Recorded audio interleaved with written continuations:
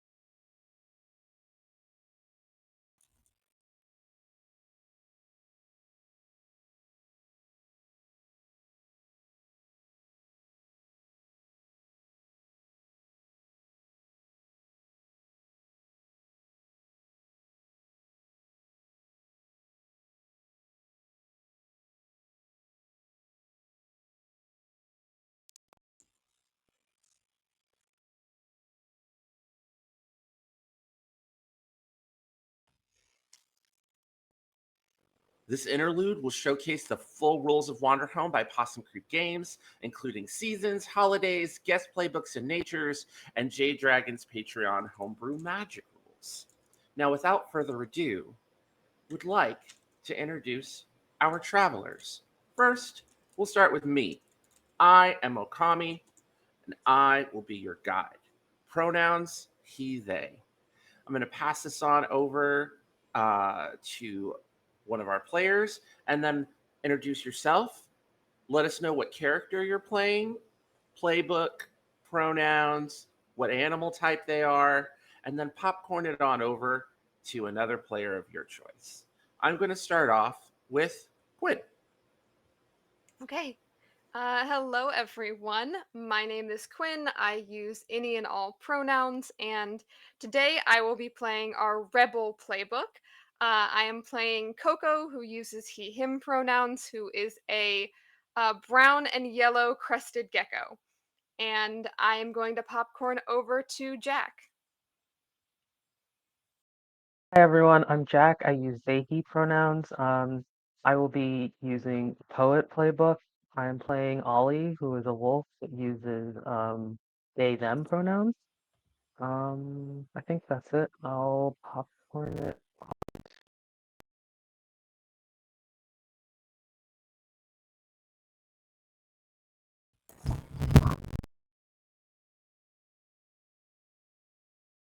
My pronouns are they, them. I will be playing Core.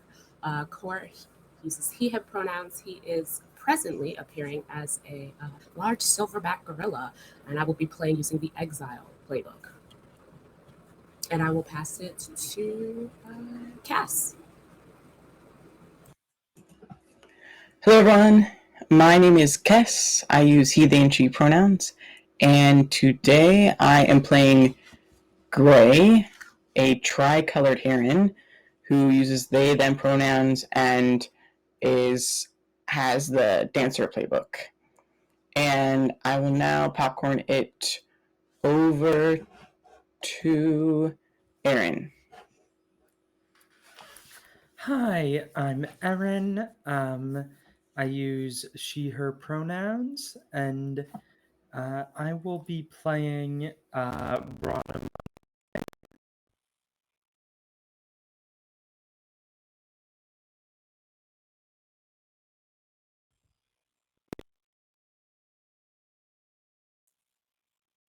Flying Fox Bat.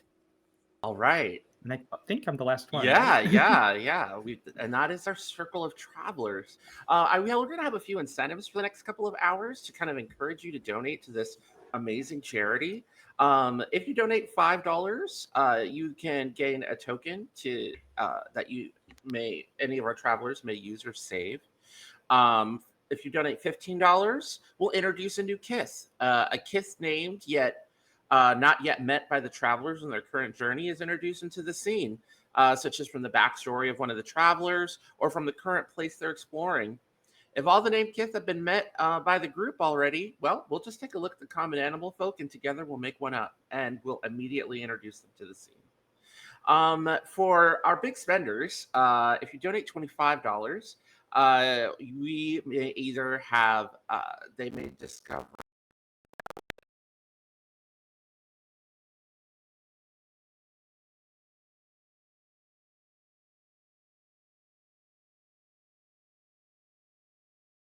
supernatural trait, as if they were a kith. Each relic also has a unique bit of lore that comes with it, and I'll be doing a roll on a special chart for that. Yes, dice in a diceless game. Um, or for $25, you can gift a magic trait to one of our travelers. A traveler will gain the first level in a new path of magic, deepening their connection to the venerable and forgotten gods. This game also has a donation goal. So for every $50 that is raised during this stream, I will awaken a folklore. The folklore of the current nature being directly interacted with is immediately brought into the current scene. Or if we are in our feelings and in our emotions and we feel like we need to, that it isn't appropriate, in the scene immediately after the current one. And so, to start off our journey, we must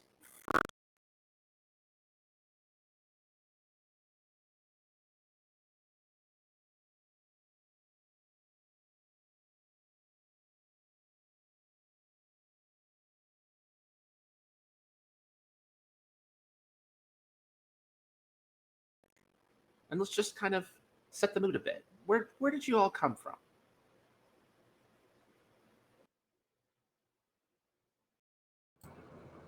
Well, I was thinking that maybe we just came from someplace that was a little bit rowdy, a little bit of raucous with some celebration of some kind. Some Okay. special holiday was taking place. So, there was a lot of Okay. festivities and parties and, just Okay. people making merry. So we've just kind of come out of a very kind of party filled and celebratory Okay. All right. setting. I like that. How does everybody? Does anybody else have anything they want to add? No. We're just gonna go with that. We just came from a big party. Okay. All right. Okay. I'm feeling the vibes. Um, do we feel, and this is really wide open because we're doing a one shot here. Do we feel our journey has been long? Have you all been on the road for a really long time or a really short time? And there's no wrong answer here. Feel free to just give whatever you feel is for you. And you all can have individually different questions. So um and all feel differently about the journey. Uh I want to start with Ollie, our poet. Do you feel like the journey's been long? Um, in Ollie's perspective, this is probably the most they've traveled in a long time. Um, so it Hmm. does feel like a long journey. Okay. All right. Um, Core, how about you? Do you feel like this journey has been really long? Um, I think with just how much travel I have been doing, that it all feels like one large journey. Okay. All There right. is no home, so yes, definitely traveling for a. This journey has been very long for me. Uh, what about you, Gray? You have a shared history with Core. Has it felt, has it also felt as long for you?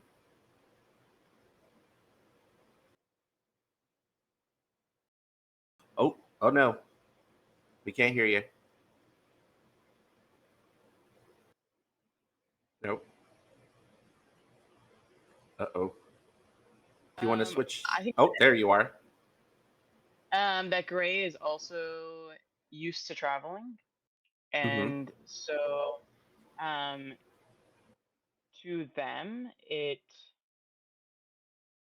perhaps doesn't seem like such a long path, but I think Mm-hmm. they enjoyed the um, the raucous party place where we were, Mm-hmm. and specifically the journey from that place has Mm-hmm. seemed long because I've missed being around a congregation of people. Gotcha. Okay. Uh, Bradamante, how do you feel? Has the journey been long? I feel like for her it has been. she's sort of used to that because she delivers. She has to go long distances as a moth tender to deliver letters Mhm. and packages, but she's nearing the end of her current journey because she only has three packages left. Okay. Uh, and now for the old man of the group, uh, our rebel, Coco. Has the journey been long? I think almost in a reverse of what some other people have said. I think because he has been journeying for so long, no journey really feels long anymore. Like, Uh, the overall journey of the time he's been on the road is long, but each kind of individual length or like leg of that journey doesn't feel long in comparison to just how long he's been doing this. Like, long doesn't really exist anymore at his age. hmm So I think every like the individual journey we're on now has felt short to just him, I think, apparently. Okay. The next important question that we have to ask is there somewhere we hope to go?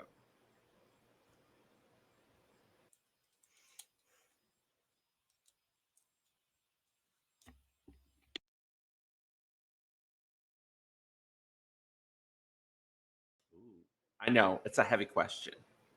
It's definitely a heavy question.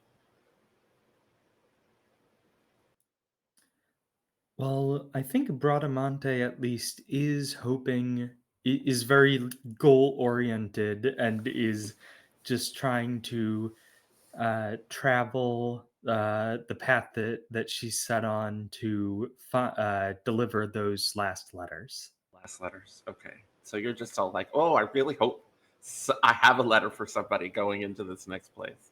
Hmm. Okay. Um, what about you, Jack? How does Ollie feel about?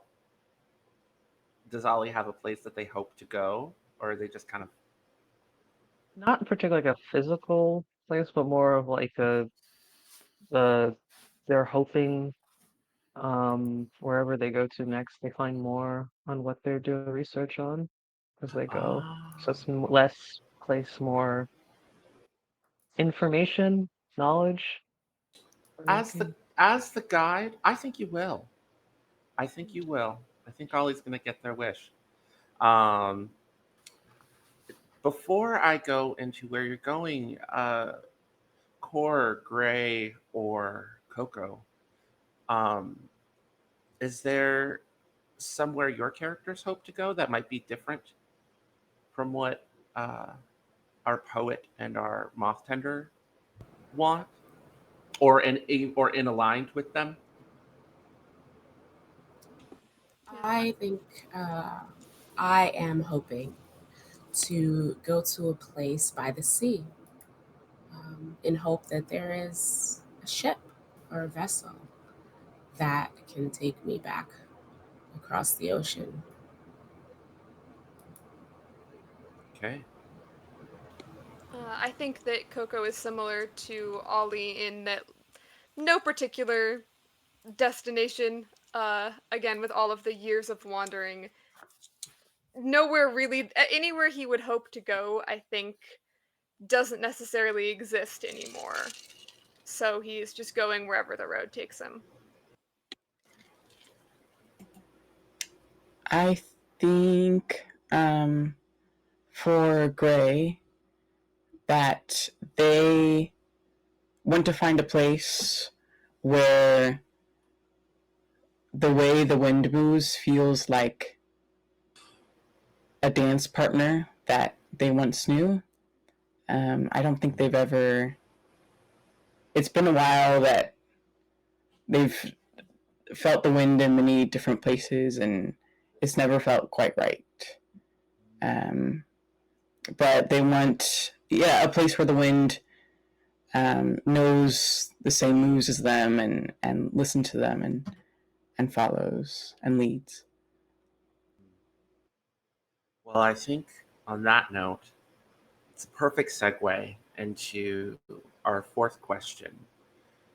and finally, but silently, in our heads, we answer the question, where is my home?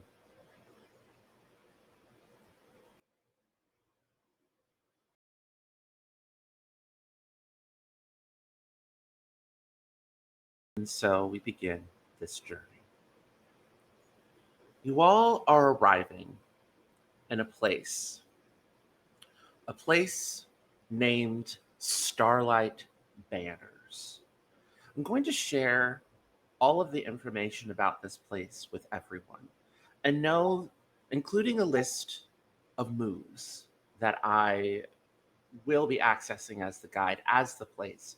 But I want to invite every single one of you in this place and this journey that you too are welcome to engage in these moves and bring this place to life.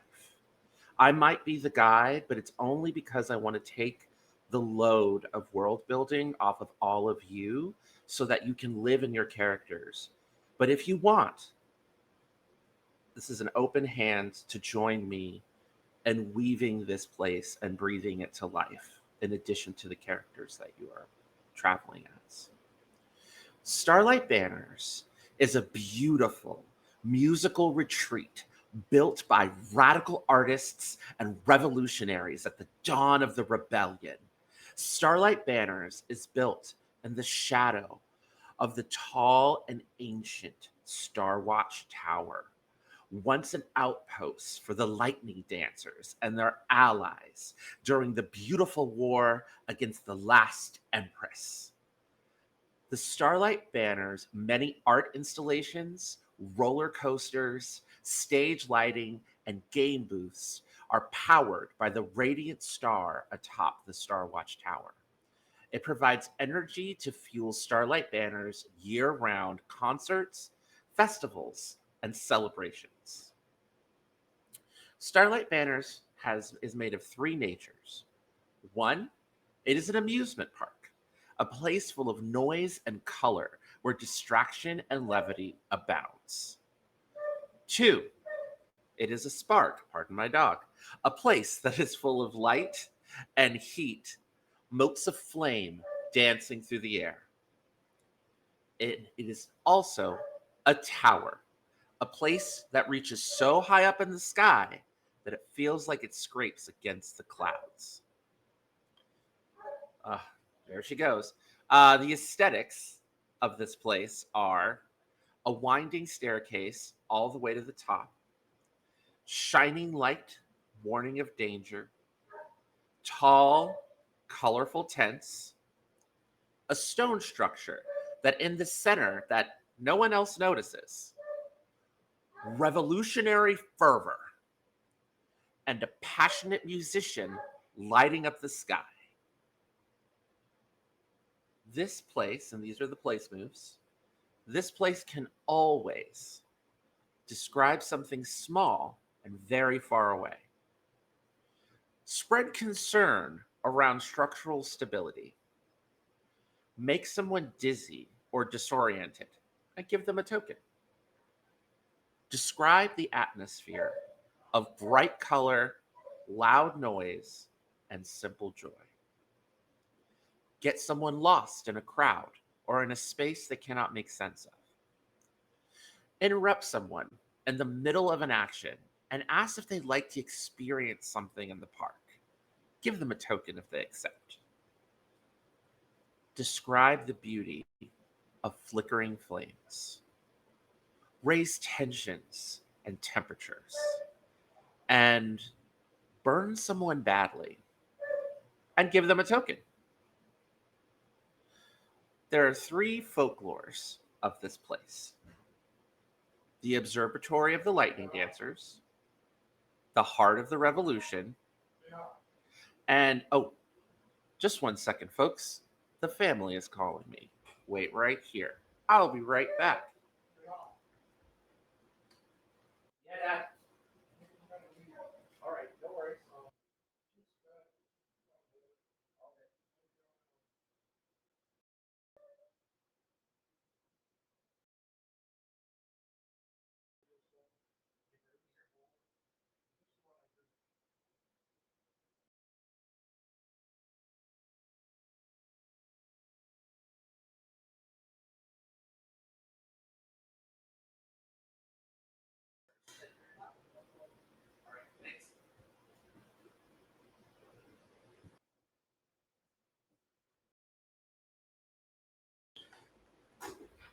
Sorry, folks.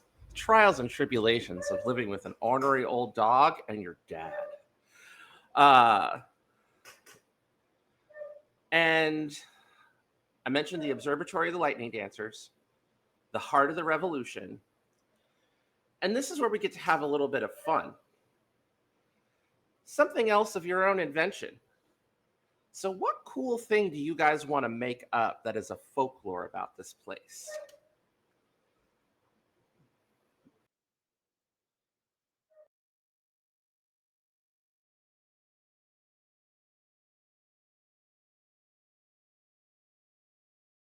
Maybe that there used to be like an old telescope in the tower, and people would look at the stars and map them out. Oh, okay. All right.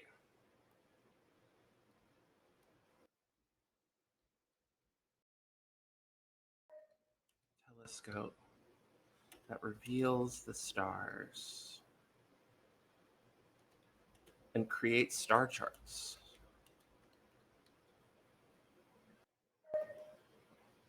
Oh, huh. So, common animal folk for starlight banners is cats, rats, pigeons, and raccoons. The small and forgotten gods of starlight banners are animatronic oracles, lightning dancers, and the radiant star atop the watchtower. So, when you arrive in this place, uh, Coco in particular, oh man, she is ornery today. Uh, Coco in particular, you know, as soon as you arrive in this place, they are not celebrating New Year's. You know about this place as a member of the rebellion. They are celebrating Bloody Night. The Bloody Night is not a celebration, but instead a time of mourning. Cannot lionize those who died for a useless cause. All you can do is thank all the gods that things are better now. This is one of the alternate holidays for New Year's. At the end of Bloody Night, go around and ask one question to your left, one question to your right, using those questions from your playbook from the start of the journey. It's okay and expected for the answers to have changed. The traditions of this holiday are symbolic war paint, leaving orchids on graves, recounting the dead, lonely walks at night, and old rebel war songs. During Bloody Night, everyone can always get a token whenever you tell a story about something you try not to think about. Spend a token to speak directly the name of someone that you lost to violence. And curse the king of the floating mountain's name. You reach the edge of Starlight Banners. And like the place you just came from, it is crowded. It is lit up. There is music playing. There is the smell of popcorn and saltwater taffy. You can feel a sea breeze coming through. I've decided that based on the answers earlier, Starlight Banners is going to be near the coast. It's going to be near the ocean. Maybe there's some docks nearby, you know? And it is alight with activity, but there's but also it's kind of like people have the war paint on their faces. People are handing each other bundles of orchids.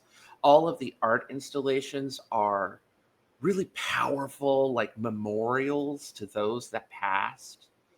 Um, it's it's got the kind of the fervor of a pride celebration, but one from the late 90s. Still, like, just sort of like colored by revolution and activism and art in this spectacular place. Like, it's just this strange mix of like mourning, but also, even though Bloody Night is not a celebration, life in Starlight Banners is a celebration. So there's sort of this like cognitive dissonance going on. Does that make sense? You've got people screaming while they're riding a roller coaster that's, surrounding the entirety of the complex, but at the same time, you see a group of artists in the corner, like tearfully recalling a friend as they're exchanging orchids to one another, talking about how they want to go, on a pilgrimage together away from Starlight Banners to commemorate their friend. And this is what you all come upon.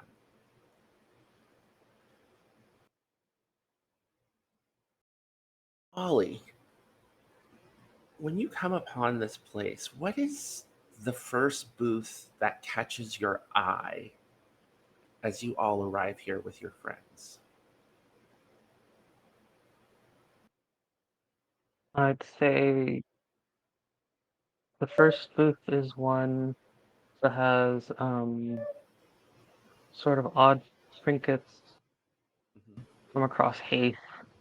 Some look familiar to Ollie and some not so much, and they're curious about it.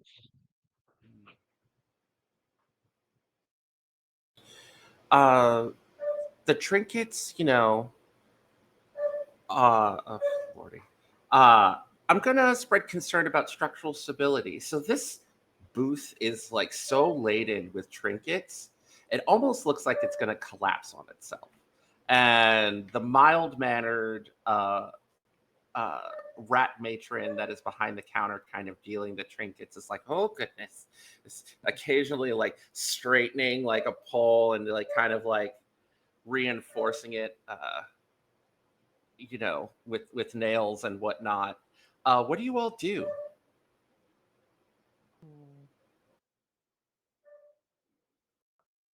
I think Ollie would go up to her first.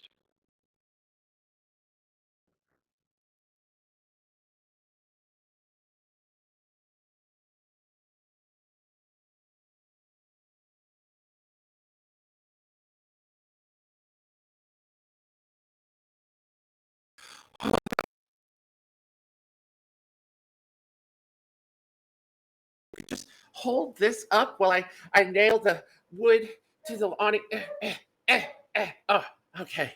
It's stable now. Okay. Get a token for doing something kind and not expecting anything in return.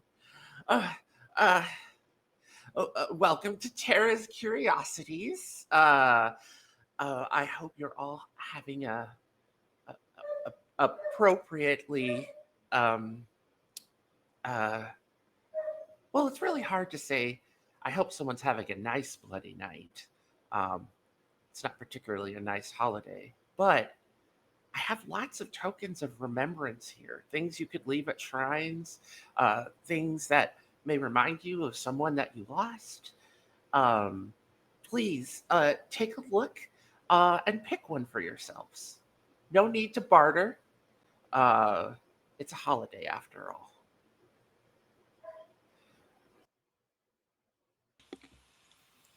I do think the cognitive dissonance of the place that you described had been hitting Coco very hard. Like, he has celebrated Bloody Night before this, but never quite in a place that's this loud or this type of celebration.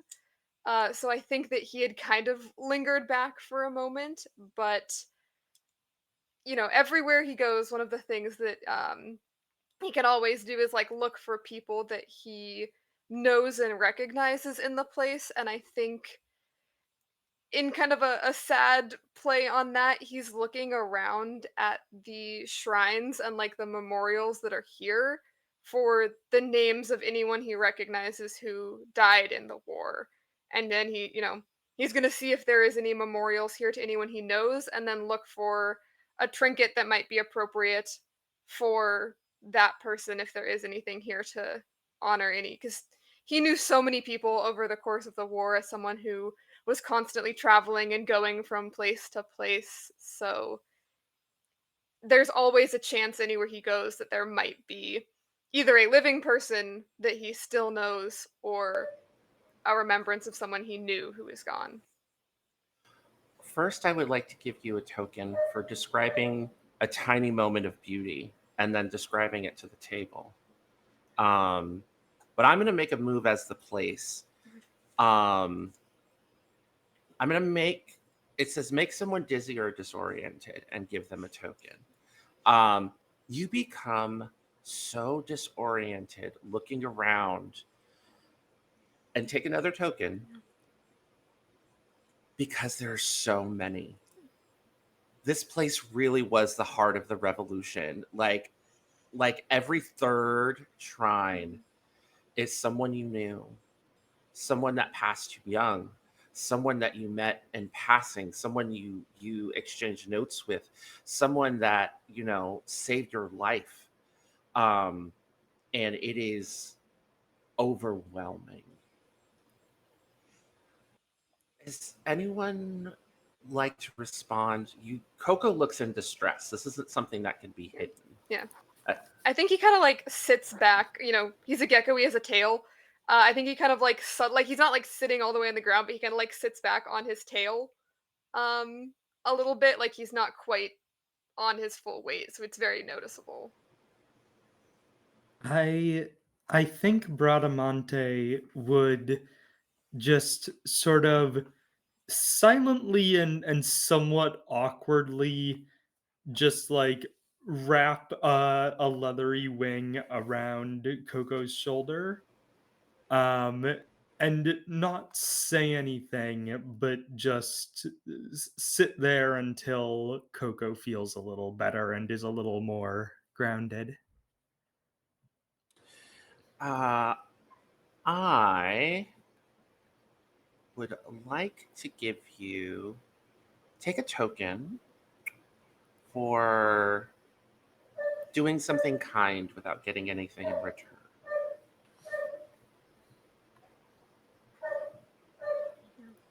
He kind of like wordlessly leans back into your wing, and you can feel him like taking a few deep breaths. He closes his eyes for a moment to kind of block out the disorientingness of the world around him, and he's just going to kind of pause there for a second.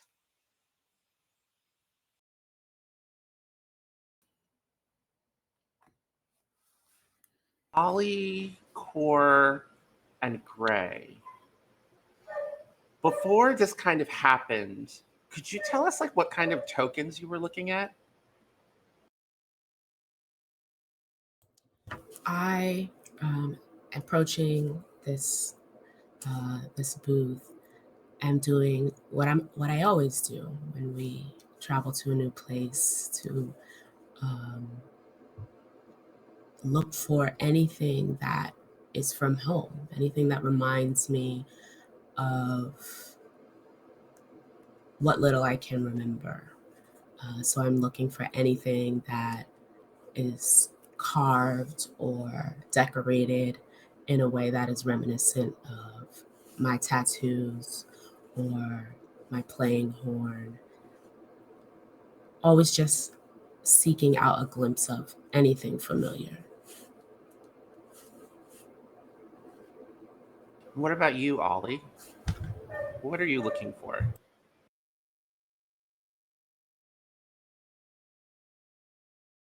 Ollie would be looking for any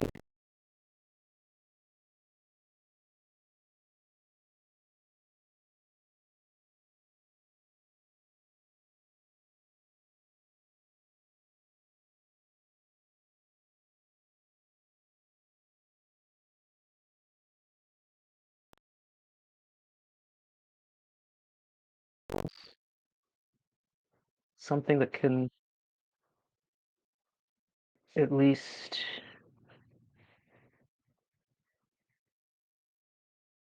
keep a distance between the home they grew up in and the home they're supposed to be in.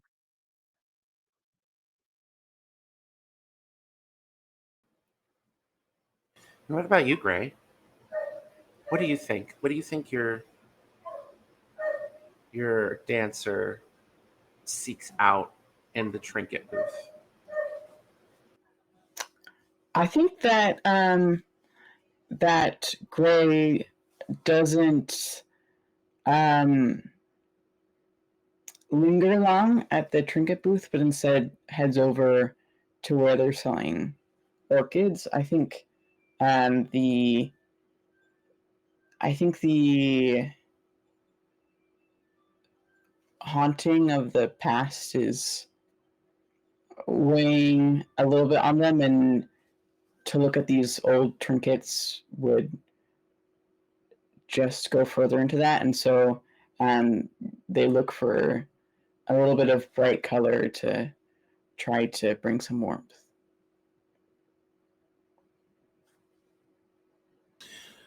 Um, the camera, I'm going to say, follows Gray as you go to maybe like a side area where the orchids are being given away. They're all purple and smell quite lovely.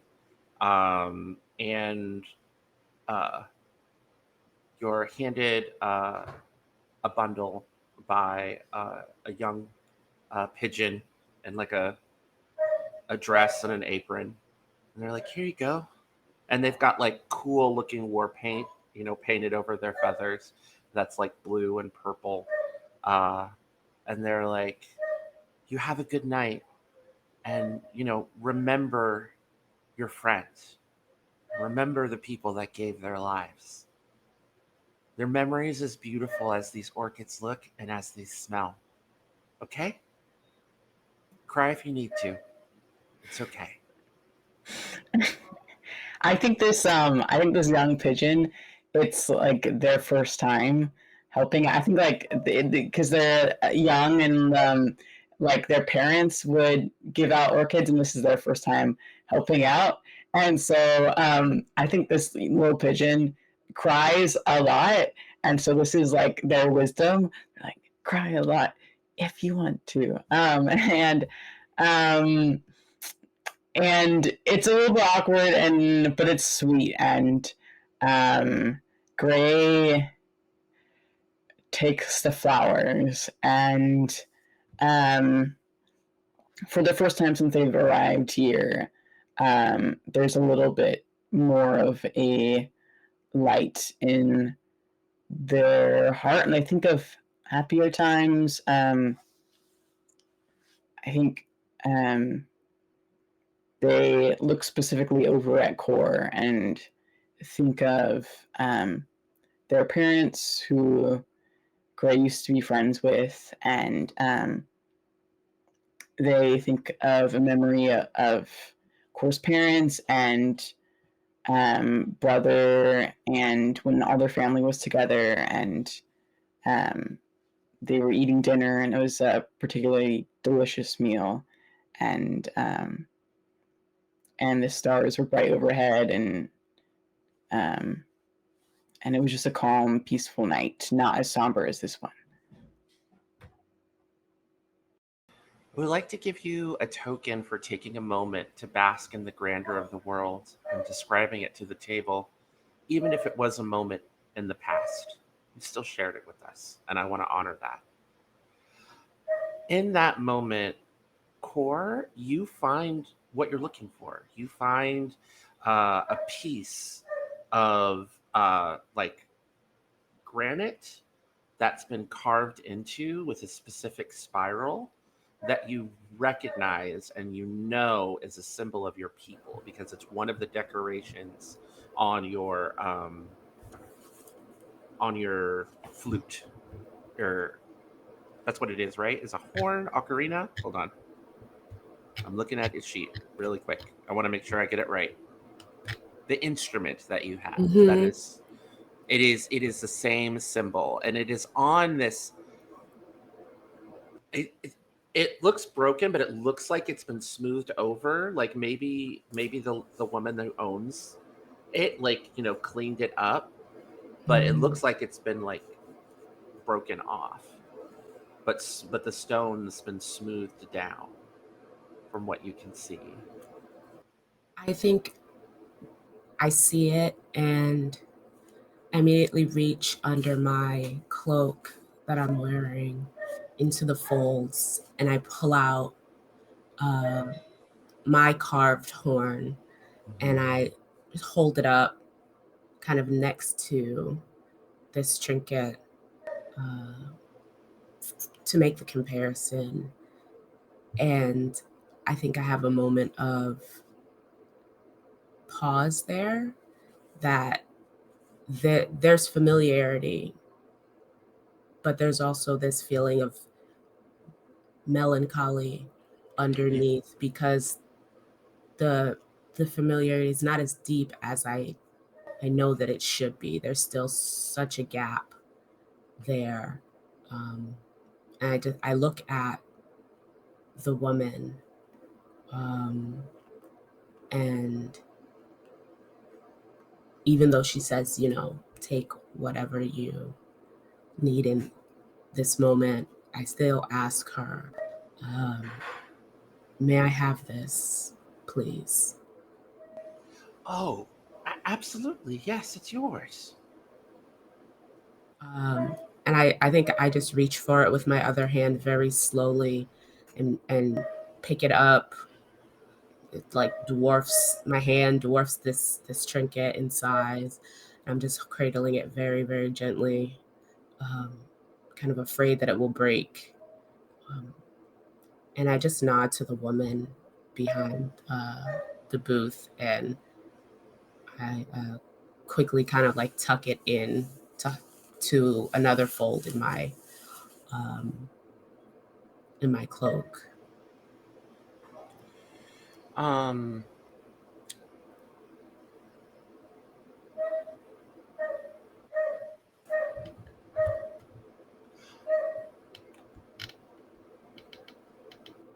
Ollie, you said that you were looking for a trinket that would give you a sense of a home that you had not experienced before. I'm gonna say you find it. What does it look like? Is it something natural? Is it something crafted?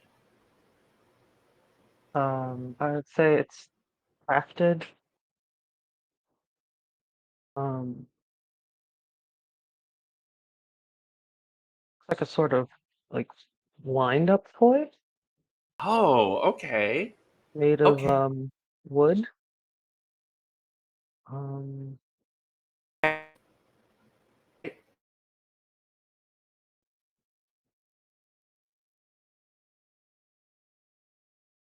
yeah, you turn it and then it just kind of moves. I mean, this one's a bit old, so it jitters as it like Yes. crawls along Can the I? the Yeah. table. Yeah. It is. Uh, I would say that it's in the shape of a pangolin. Um, and it just kind of moves around, and its very front snout is painted these kind of bright colors that have like maybe like faded over time. Hmm.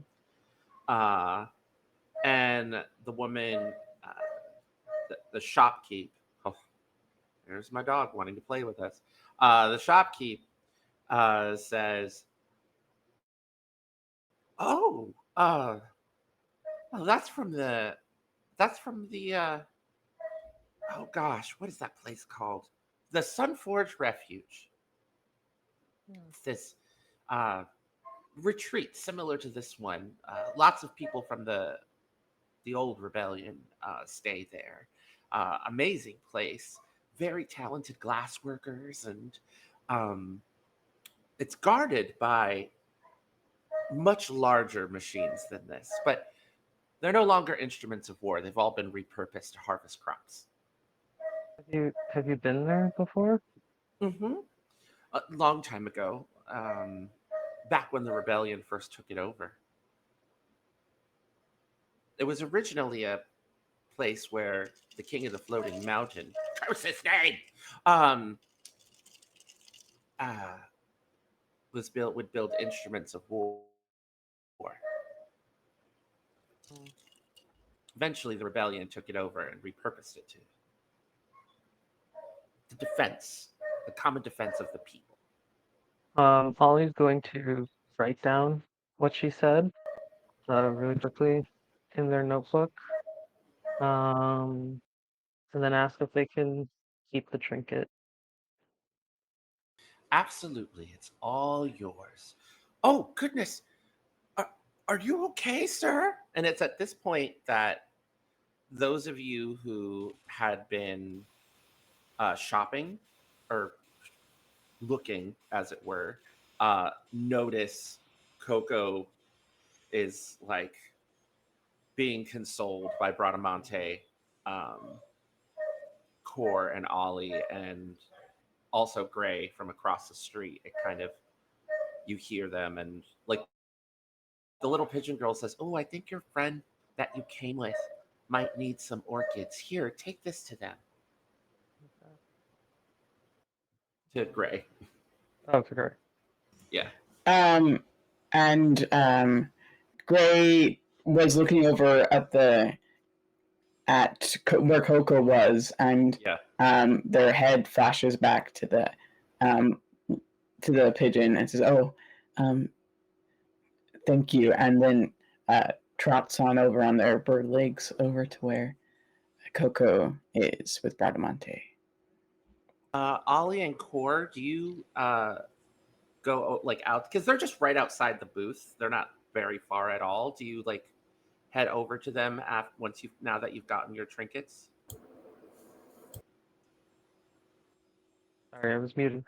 Uh, yeah, I'll walk over towards. I won't get too much in the way because it seems like others have Coco, but I'll just kind of hang around and be like, "Are you okay?" I think I actually linger at the booth for a Absolutely. moment. Yeah. Yeah, absolutely.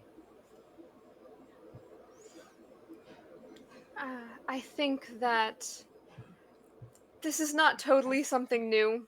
Unfortunately, maybe the scale of it is a little bit different, but being overwhelmed, something that happens when you have lived a long time and have lived most of it during a war. So I think again kind of closing his eyes, he brings himself kind of back into just this moment. He focuses on the feel of his friend's wing that is around him, the voice of the others who are near.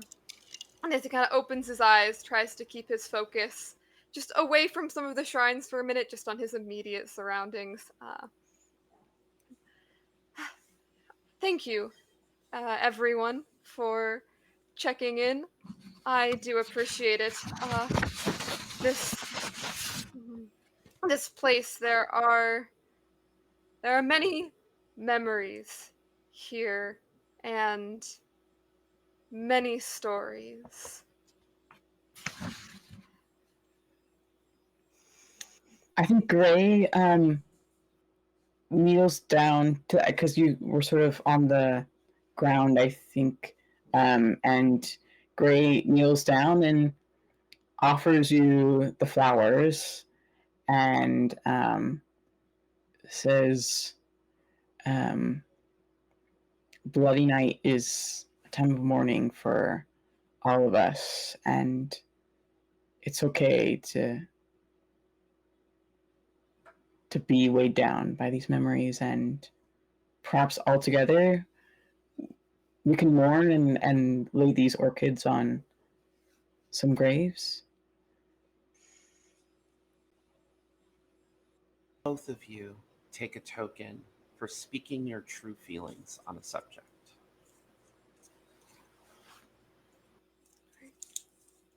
And yeah, he will nod as you walk over with the orchids and say, "Yes, that was my thoughts exactly.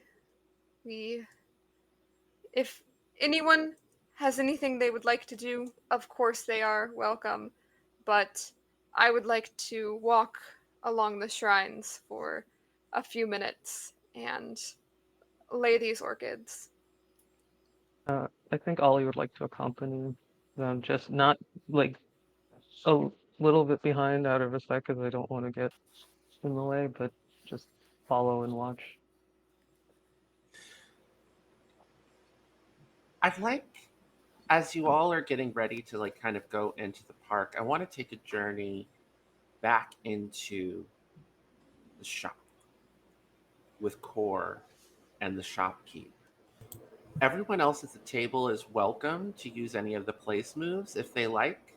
You don't have to, but I just want to offer that to you. Uh, Core, you've lingered behind. Mhm. Do you ask the shopkeep any questions? Do you engage her in conversation? Yes, I have been. I linger behind in the store because I want to have a moment, kind of making up my mind a little bit about what I want to say, if I do want to say anything actually. Right. And then I think I just turn back to her and I pull the trinket out of my cloak and I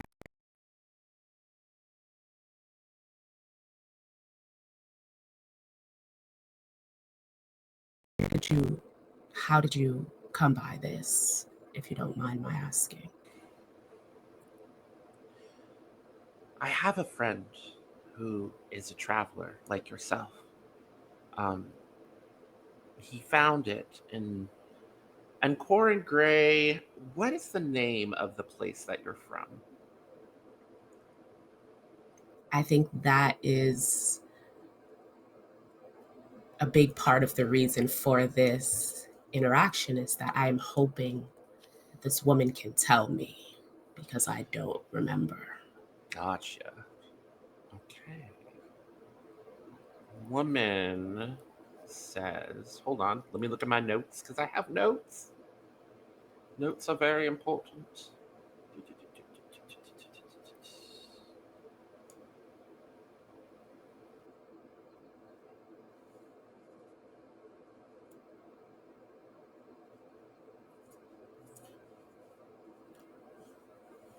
I am going to say that the place that you are from, hmm, this is from Umbria. It's a place across the ocean, far from Hythe.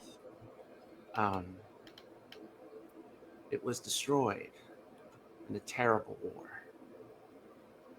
and this was a piece from some of the ruins of its many beautiful temples. When my friend brought it to me, it was still rough, and I smoothed down the edges, as you can see here. I have a tumbler, a stone tumbler in the back, and um, it was a really sad story. I think in this moment, I am frozen to the spot. This name kind of washes over me in like a cascade of excitement and joy that is followed immediately by an icy flash of horror. Uh, that feeling of getting so close to home only to learn in this moment that it is gone, which is something that I did not know. And I think this woman would see me, large hulking guy, really too stunned to speak, and starting to breathe really raggedly in this small space of this shop. I am going to make a move as the place that is going to manifest as this woman's kindness. The move that I am making is interrupt something in the middle of an action and ask if they'd like to experience something in the park. Give them a token if they accept. And the way this happens is she says, I see that this news is quite startling for you. My nephew, Temple, is a very talented musician, and his music allows one to feel what they need to in the moment. If you just follow the main road to the main stage, he will be playing soon. You will hear his guitar echoing through the crowd, and it will pull at your heart. You should go watch him, and you should feel what you need to feel, because that is what Bloody Night is for. And she tentatively reaches out a hand and puts it on your shoulder in comfort and in support. Her eyes filled with empathy and earnestness. Do you accept the invitation? I put my hand over hers and just breathe for a moment. And at first I say,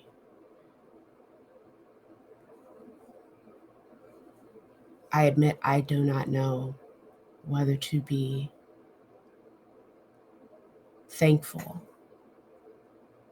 to the gods that I have met you, or to curse them for putting me in your path.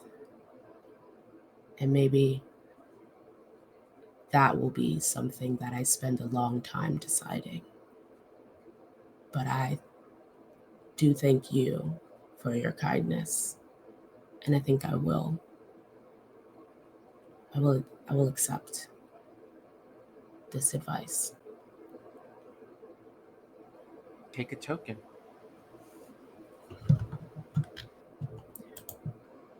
And I think I just nod again. I let my hand fall away from hers. I take a step back.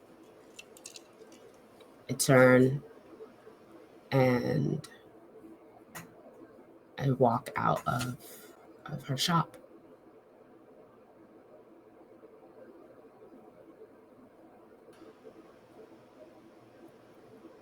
And Would oh yes, Bradamante, please. I was going to say, if it's okay with you, Emrys, I think Bradamante would follow you, or would follow Core. I think that makes sense. Probably following, not at a distance, kind of, tucked in somewhat close, but Yeah, I companionably. think she would like join and say something like, I do. I was going to wander and ask some questions, and the others are uh, going on a memorial walk. I would feel awkward um, asking questions uh, to people who are mourning, but um, I'm looking for someone to deliver a package. If I can walk along with you.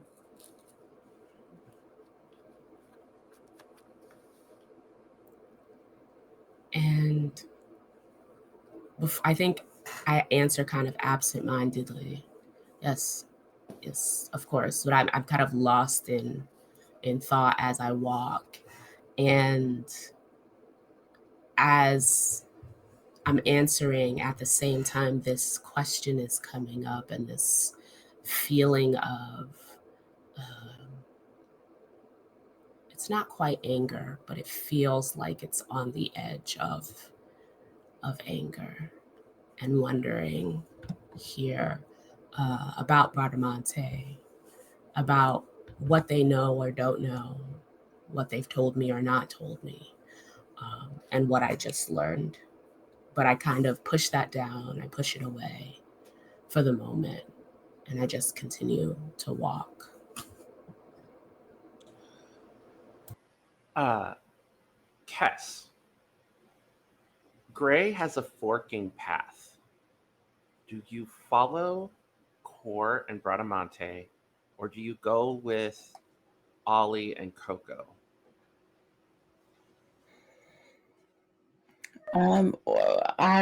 Gray suggested to Ollie and Coco to go visit the shrine, uh, so Gray would go with them.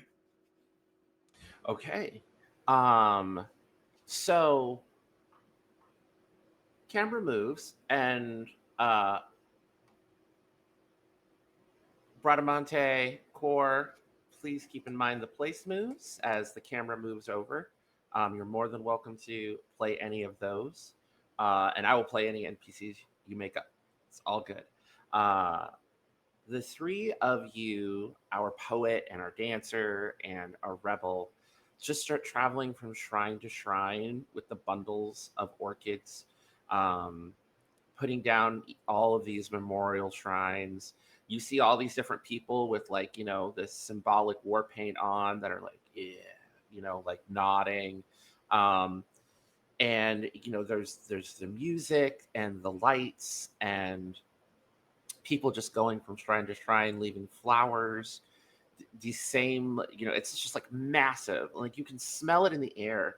These orchids, kind of perfuming all of the other smells I described: the popcorn, the caramel, the taffy. Um, and it's sort of, covering up perhaps any other kind of smells that you would smell at an amusement park that aren't so great, have kind of been replaced with this like light orchid scent.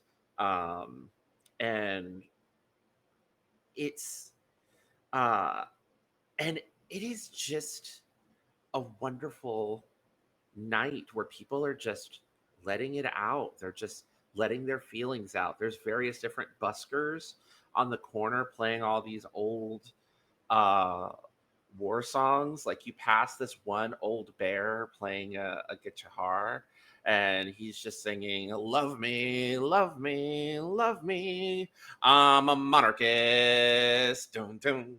Like as you go past, and a bunch of people kind of laugh at that, and it's just sort of this like walk, and um as describe the atmosphere of bright color, loud noise, and simple joy. Um, and you feel them, Coco. Every person you leave a flower at the shrine of, you remember them. Feel them with you. Can I engage with some of the mechanics of this place right now? Absolutely. Go ahead. Go ahead. Because I know one of the traditions is recounting the dead, and Yeah. to get a token, you can get a token whenever you tell a story about something you try not to think about.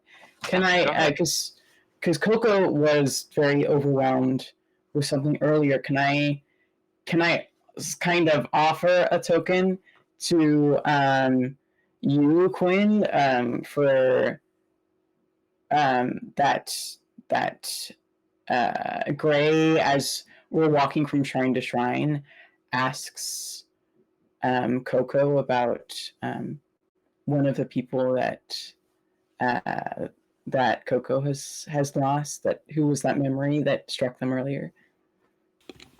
Yeah, absolutely.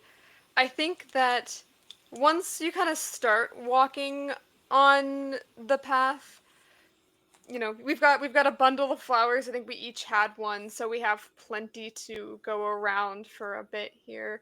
And I think Coco is kind of just stopping at every shrine along the way, recognizing that whether he knew the person or not, or has a memory of them or not, these are all people whose memories deserve to be honored.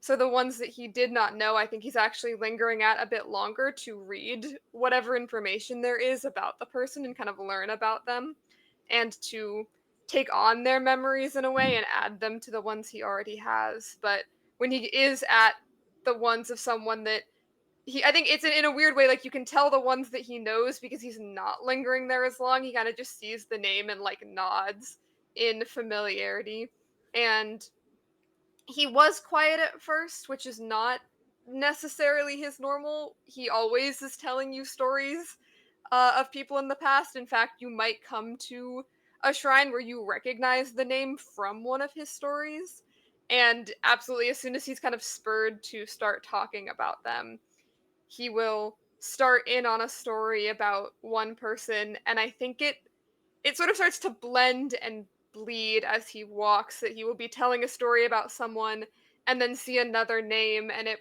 bleeds into the story about them, and it just kind of forms this long flowing tale of all of these different people as you're walking down the row. Go ahead and take a token.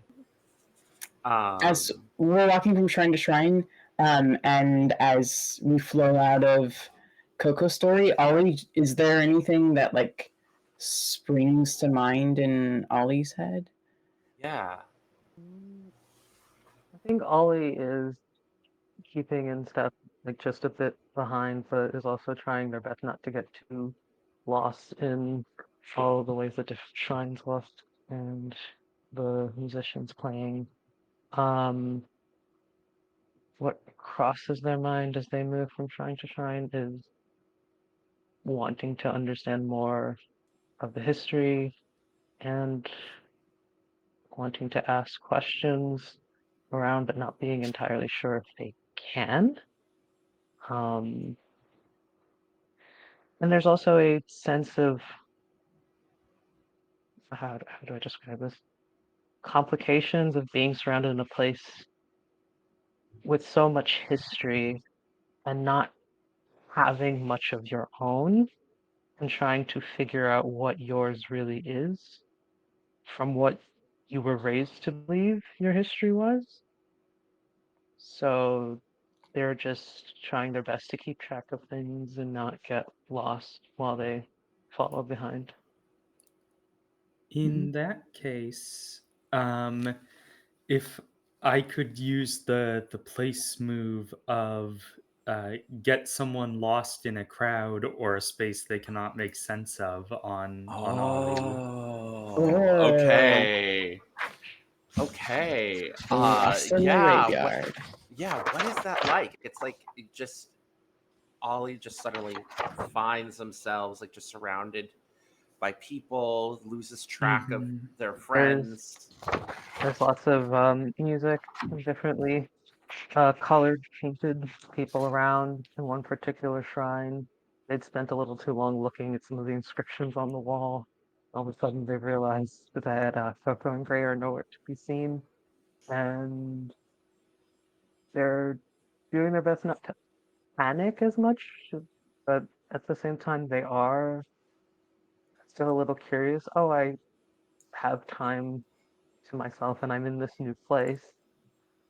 So now the question is, do they rush out and look for their friends, or do they stay here for a bit and I explore? mean, a lonely walk at night is a tradition of Bloody Night. So just saying, Yeah. just saying. Okay.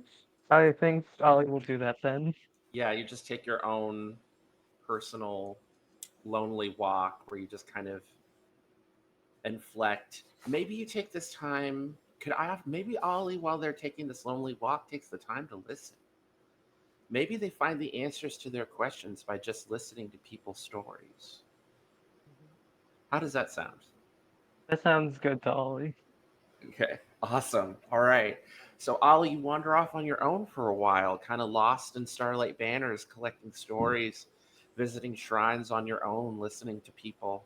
Um, and uh, Gray and Coco, eventually you notice that Ollie's gone off on their own. This isn't a particularly dangerous place. Ice isn't a particularly dangerous world anymore. Um, and the two of you, uh, I'd like to give all three of you a token for leaving offerings to the small and forgotten gods.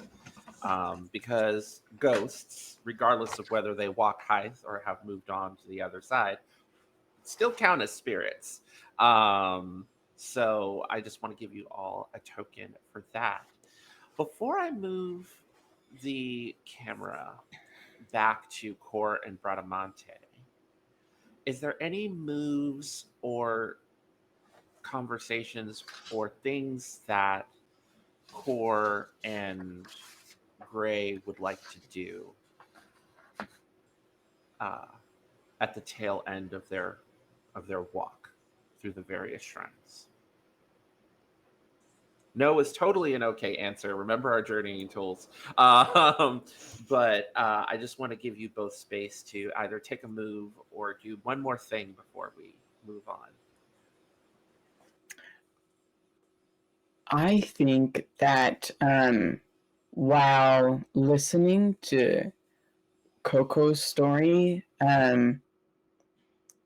that Gray is like thinking a lot about Core's parents and Core's brother, and um, it's there on like the front of their mouth there to like almost say it because it's like it wants to come out of them, and um recounting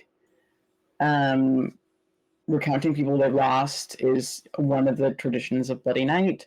Um, but I think there are a lot of stories that Gray has been holding back from Core, and to share them with Coco would feel wrong. And so it's just there, like lying heavy in the heart is something they want to speak as they're going and watching, looking at all these shrines and graves, but they don't speak it. I think that goes perfectly with what I was thinking because I think as Coco like goes down the line and eventually realizes they only have so many flowers, like there's far more shrines than we as the two of us have orchids to leave. And so I think as we're sort of approaching the end, he will turn and look at Gray and thank you for accompanying me on this walk. But can I ask, how would you like to commemorate this bloody night? Is there anything here that you would like to do?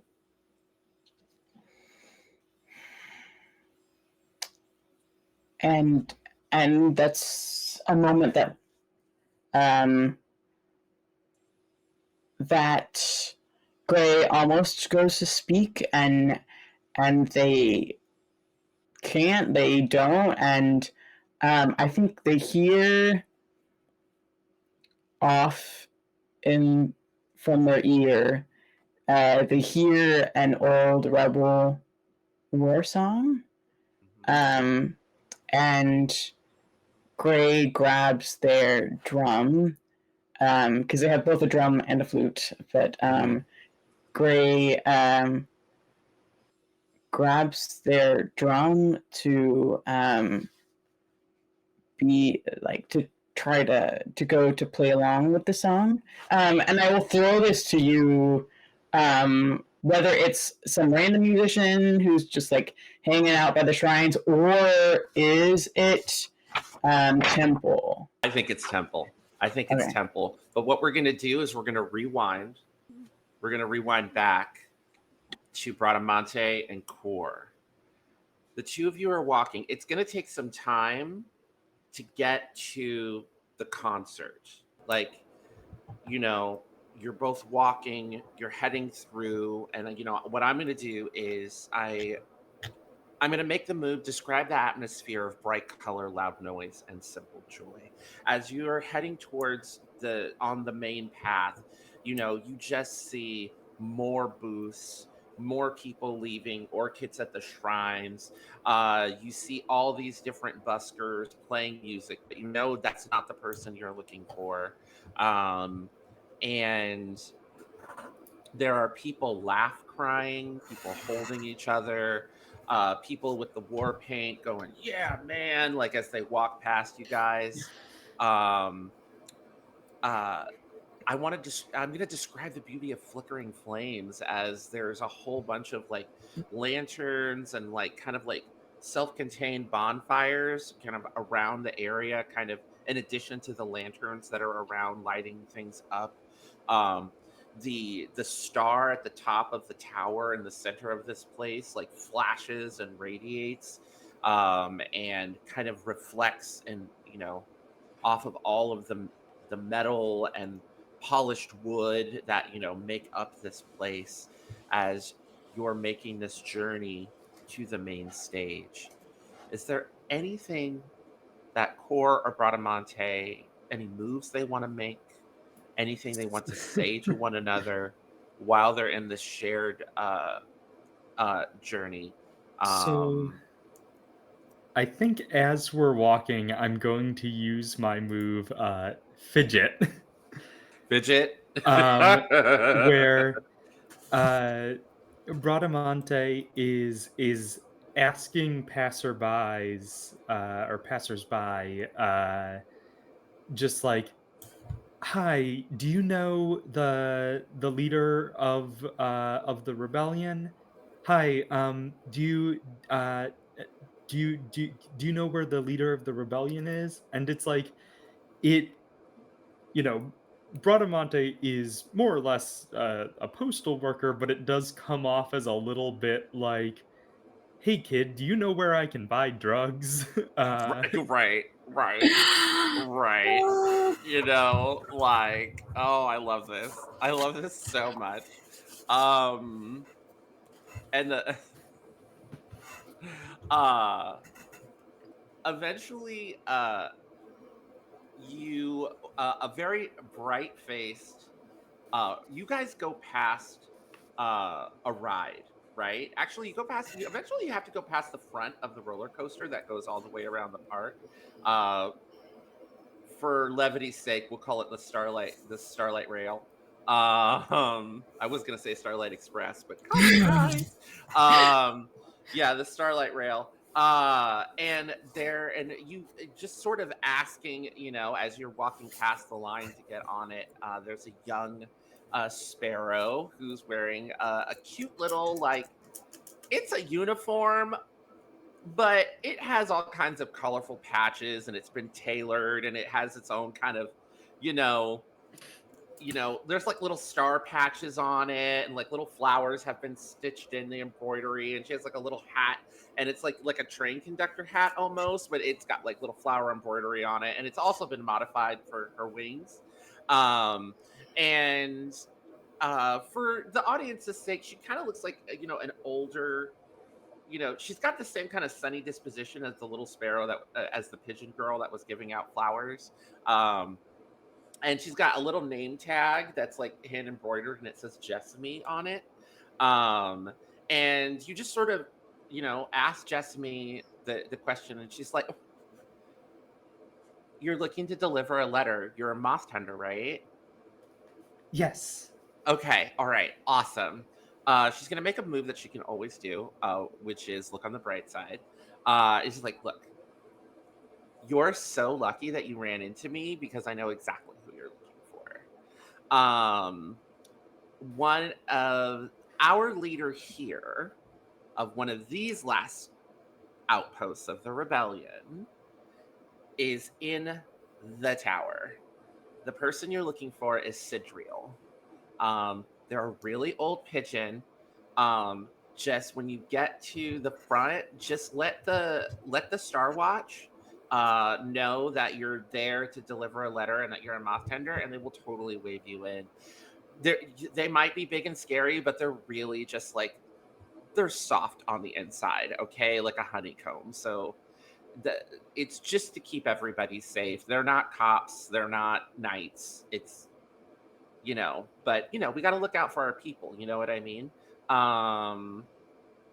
But yeah, just it's right there, and she just points her wing to that big central tower. Sidriel will be there all night, so like they always hold vigil, with the star, and until sunrise. So don't be in any rush. Have some food. Leave some flowers by the shrines. Take a lonely walk if you need to. It's bloody night, and you're We in a were going festival to grounds. go listen to some music. Oh yeah, yeah. Temple's getting ready to have his concert, and he's really great. So go there and feel your feelings, and then after you've kind of had your big catharsis, and uh, go ahead and pay Sidriel a visit.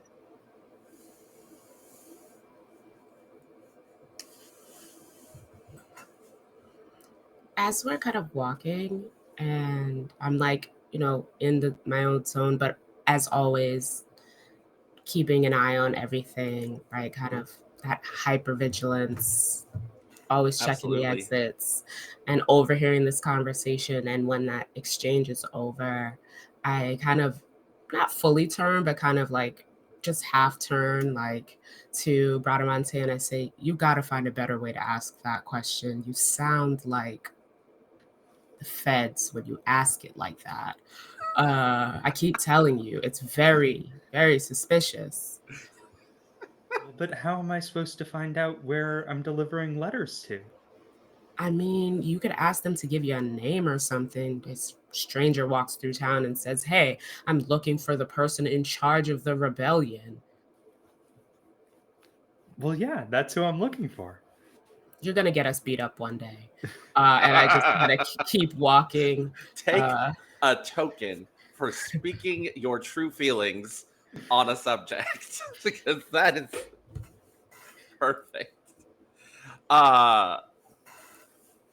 And I think with that, everyone kind of convenes. I think your lonely walk ends with the sound of music drawing you to the stage, Ollie, conveniently. Um, Gray, you take your moment not to share what you want to share, but feel it's unfair to Core to bolt off and join in the what's going on and the music. Coco's gonna Coco, but if you would like to join as well, I hope you would. Yeah, I think I'm following. I like Gray. I ask a question and Gray just like goes that way, and I'm like, I guess that's what Gray wants to do. Like I asked what you wanted to do, and you went that way. So I think I'm just Right. like, this is Yeah. how Okay. you are mourning or celebrating or whatever. So I'm just gonna go after Yeah. them. And Bradamante and Core arrive, and you all kind of converge in a massive crowd in front of a stage that's lower than your typical stage. It's not like a really high stage. It's like maybe it's like a foot or two, like more like maybe like a county fair stage, So you can kind of see this standing on the stage, playing music, is a rat named Temple. And we are going to take a break. We'll be back in 10 minutes. We're going to refresh our water. We're going to stretch our legs. But we'll be back. And we're going to meet Temple the Rat, the revolutionary musician.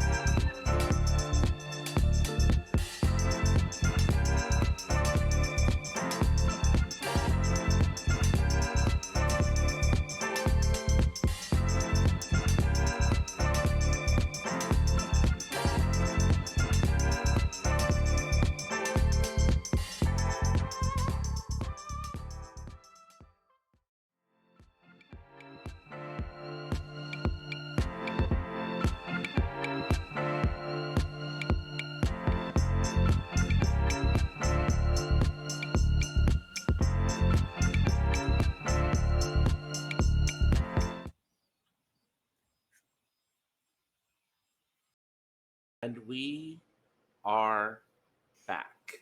So, all of our travelers had gathered together at the main stage. And on stage, a low stage, is Temple, the rapt musician revolutionary. I'm gonna break the mold for a Seasons Oath game.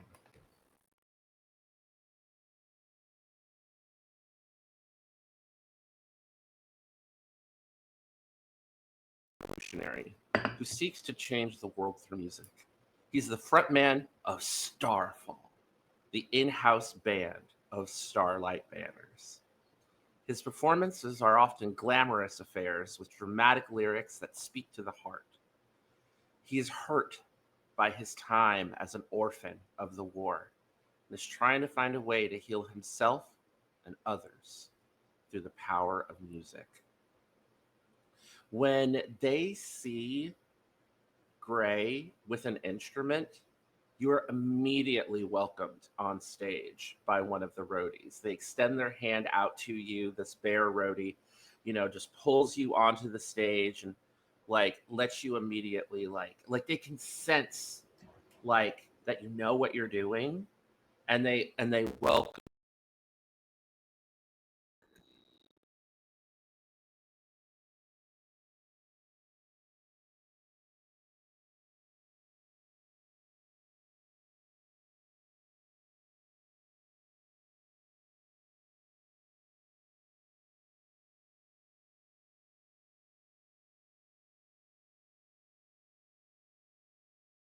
His fur in like it's not bald, but like the fur's been trimmed down and kind of gelled up, and dyed with excuse me, colored. I can hear my cosmetologist mother screaming right now.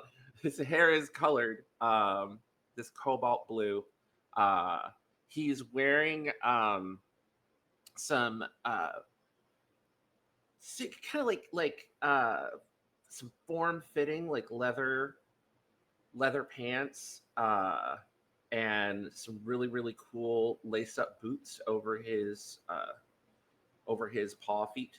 So you can't see his bottom paws, his feet. They're just covered in these really cool looking like lace up boots that have like rainbow tie dyed colored shoelaces.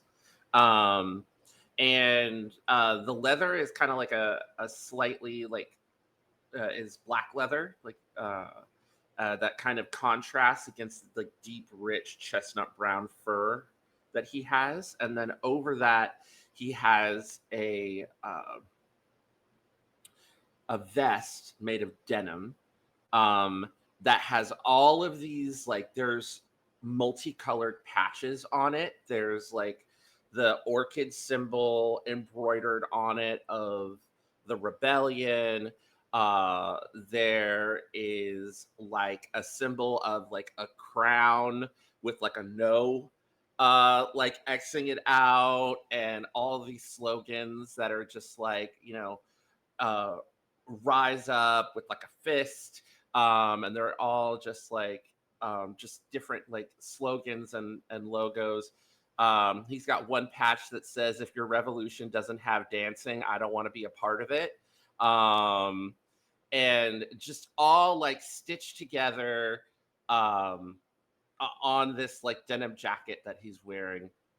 And he has this big, like well tended to acoustic guitar, uh, that is sort of plugged into this really cool looking amplifier. And amplifiers aren't really common in Hythe, but you can see it's connected to like the power source, to the tower that seems to be powering everything here. Um, and he just looks over to, and there's a moment where it feels like Temple locks eyes with every single one of you, um, and nods. And the final person that he locks eyes with is Gray, and he just says, "Hey kid, can you keep up a beat?" And Gray is an old heron.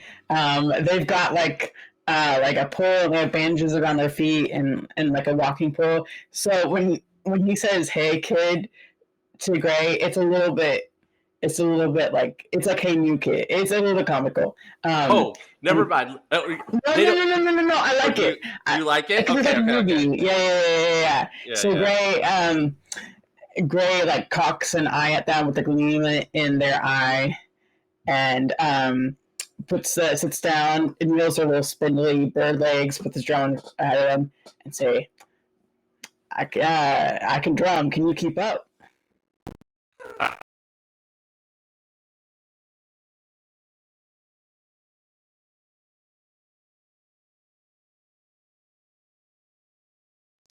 And histronics.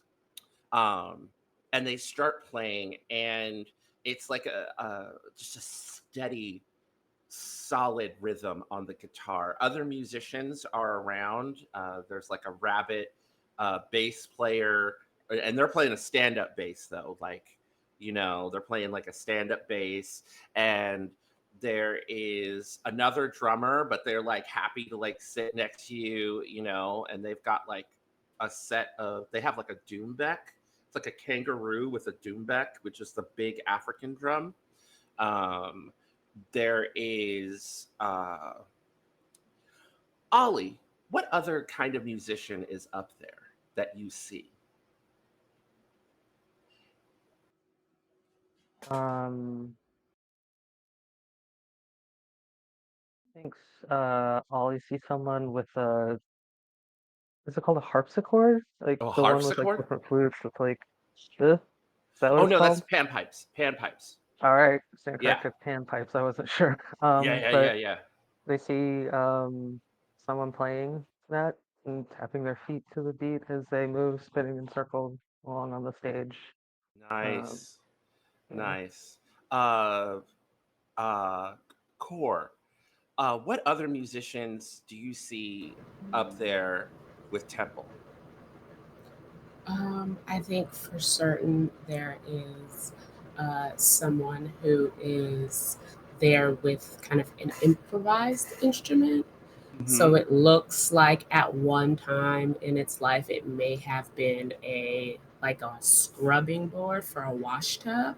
Yeah. Um, and that person is now just keeping up this kind of like really soft rhythm as they kind of draw a small piece of iron back and forth across that, Right. um, Ooh, for sure. sorry. That feels very Caribbean to me, so I have decided that that person is an iguana.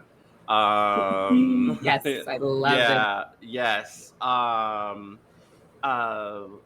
so thank you for the additional musicians. So these people are like all on the stage, and there's a slow and steady like rhythm that starts playing, and you're able to pick up on it pretty quickly, Gray, and he starts to sing, and he sings, "I was walking down the street in the town where I was born.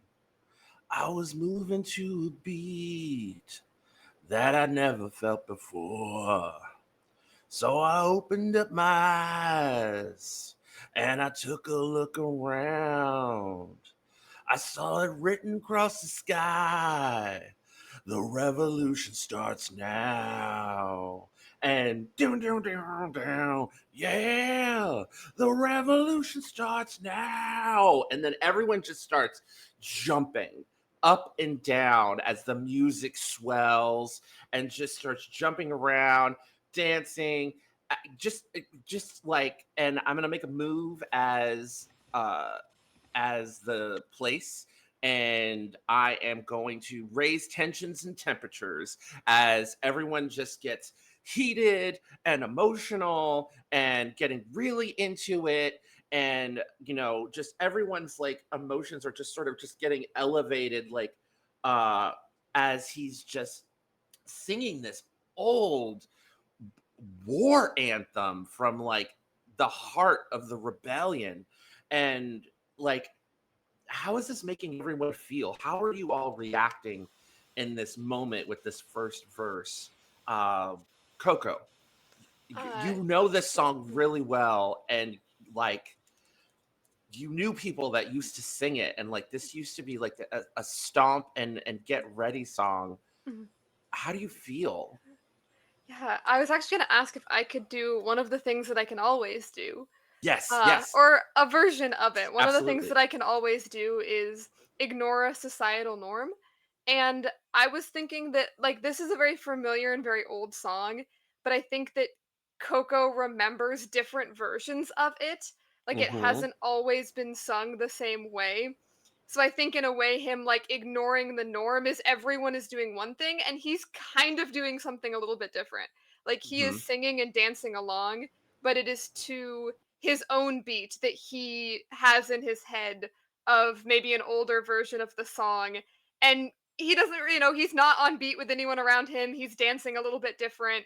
He's singing the same lyrics, but not quite in tune with the people on stage who are singing them. And Right. that is part of, to him, you know, in part of his being a rebel is just not caring what anyone else thinks and not quite caring if he's on beat. So he's going along, but in his own way.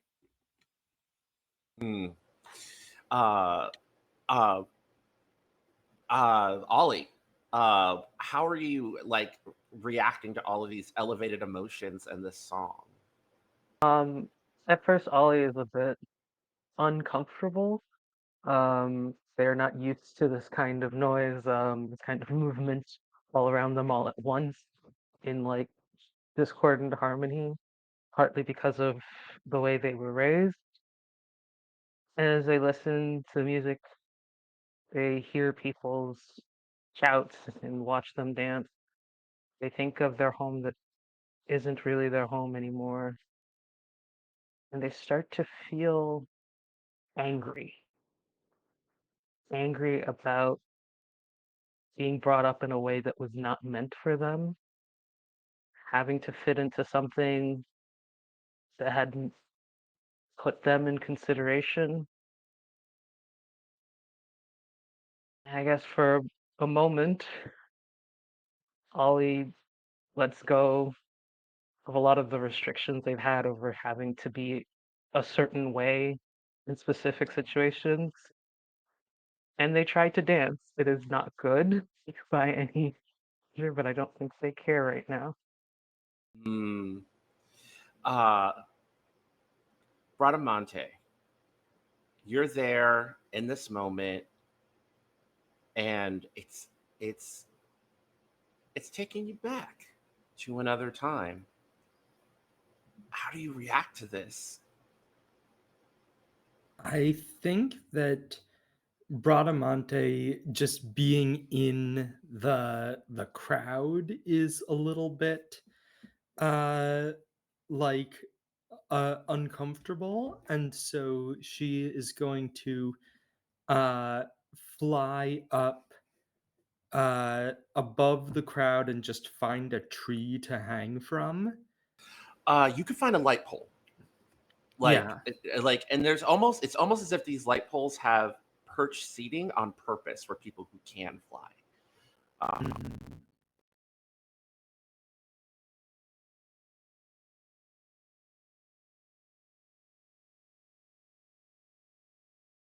Of the like official guidelines of the moth tenders organization, and open it to the page where there is a pressed orchid in between two of the pages.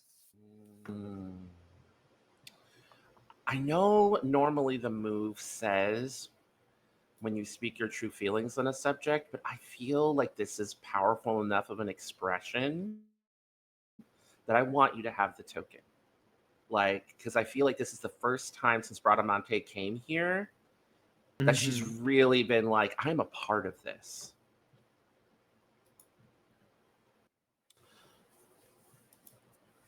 Core. This is what the woman at the booth said. would happen. You're seeing it unfold. You're feeling this energy reverberate off of Temple, her nephew. How is Core responding to this?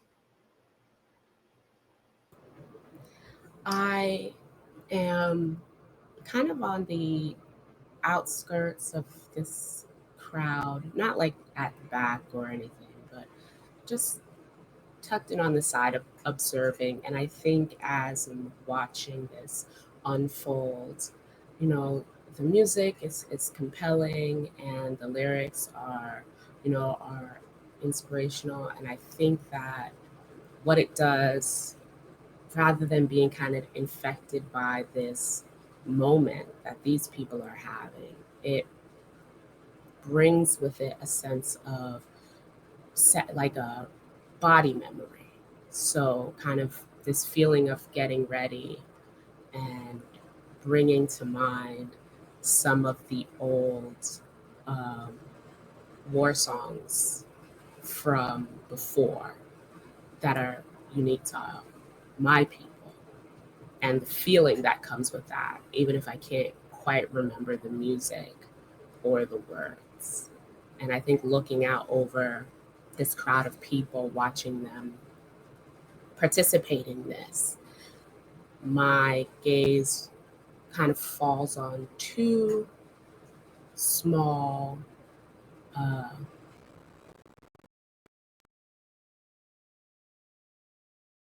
Mm.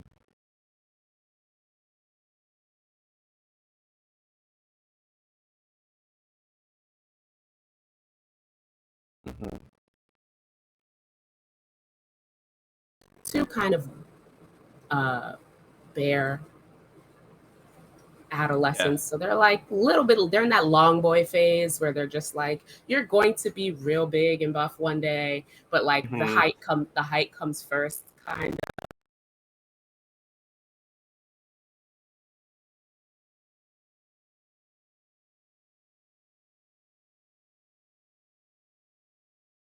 memory of my brother and being in uh, a similar place, and us roughhousing like that and wrestling, um, and this feeling of warmth that comes from watching these two boys enjoy each other's company and enjoy this moment of adolescence, and also the sadness that comes with that recollection. Um, Take a token for describing a small moment of beauty and describing it to the table. Ah, this is the perfect pivot on stage before the next verse happens. How are you reacting to all of this, Gray? Um, I think because when Coco asked Gray, I think the question, it was something of like, how, what do you want to do to honor the dead or something like that this night? And I think that Gray couldn't speak about it, but he went to the music because they had to let it out somehow, and I think um, sometimes like I think a mother wailing an elegy for her son, or like an angsty teenager listening to rock music in their room. Like music can be a conduit for emotions that are feel too large for our body to hold, and I think for Gray, that's the moment is just gets lost in that moment on stage, and their grief shakes their body and it shakes their drum, and they thump out an almost angry, um, whack on the drum, but it's not rage so much as trying to get like grief out, and I think there are tears on their face. And um, I think Gray for a moment, because their eyesight is in line with also core on these two boys, and I think Gray sees the look that crosses over Core's face as he's looking at what's going on, and I think also holds a bit of grief in there. Sees that moment, and also sees some of the warmth and the sadness as they're looking at these two kids. Because they're seeing Core and his brother back when they were little, and two also. The music continues to swell and just fill everyone in the area with heat and vibrations. And then it starts to kind of slow down a little bit after a much needed instrumental bridge. And he starts to sing again, and he sings, "Last night I had a dream that the world had turned around. All our hopes had come to be, and the people gathered round. They all brought what they could bring, and nobody went without. And I learned a song to sing. The revolution starts now. Yeah, the revolution starts now in your own backyard, in your own hometown.